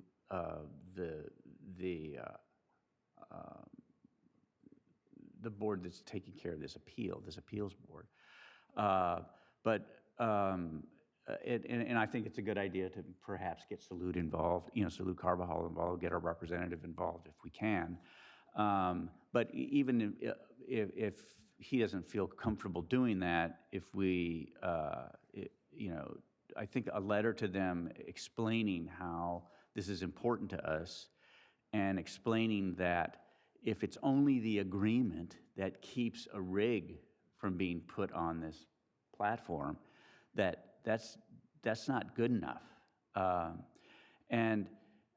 Another interesting aspect of this is that it appears that they're saying that the agreement itself prevents them even from putting the rig on the platform, regardless of who takes responsibility for the well remediation. And there's going to be, before you do well remediation, the whole process of putting the rig on, of purchasing the rig, installing the rig, is a long time process. And there needs to be some sort of consideration of, let's just make the well rig part of the process of the partial stay agreement. That, okay, maybe you haven't solved the problem as who's going to actually plug and abandon those wells, and who's responsible for that. But they're ultimately going to have to be plugged and abandoned anyway. And so you might as well put the rig on the platform and have the rig there until you work out these other issues, And at least that would tell us, as the adjudicatory body here, that something's being done. I mean, they're not using a piece of paper to say, oh, this is beyond my control. I can't put a well rig on there because I have this agreement, They're actually moving forward, So if we could, at least reach out and make statements like that, I think is important, so that we understand all this is going to take time. I mean, Platform Holly is already plugged, and yet there it is, and it's going to be there for a long time. And at some point, it's going to be in a state where it doesn't have a district permit anymore, it doesn't need one, because there's nothing, and therefore, but it's still going to be there. And then we're not going to worry about it. Somebody else is.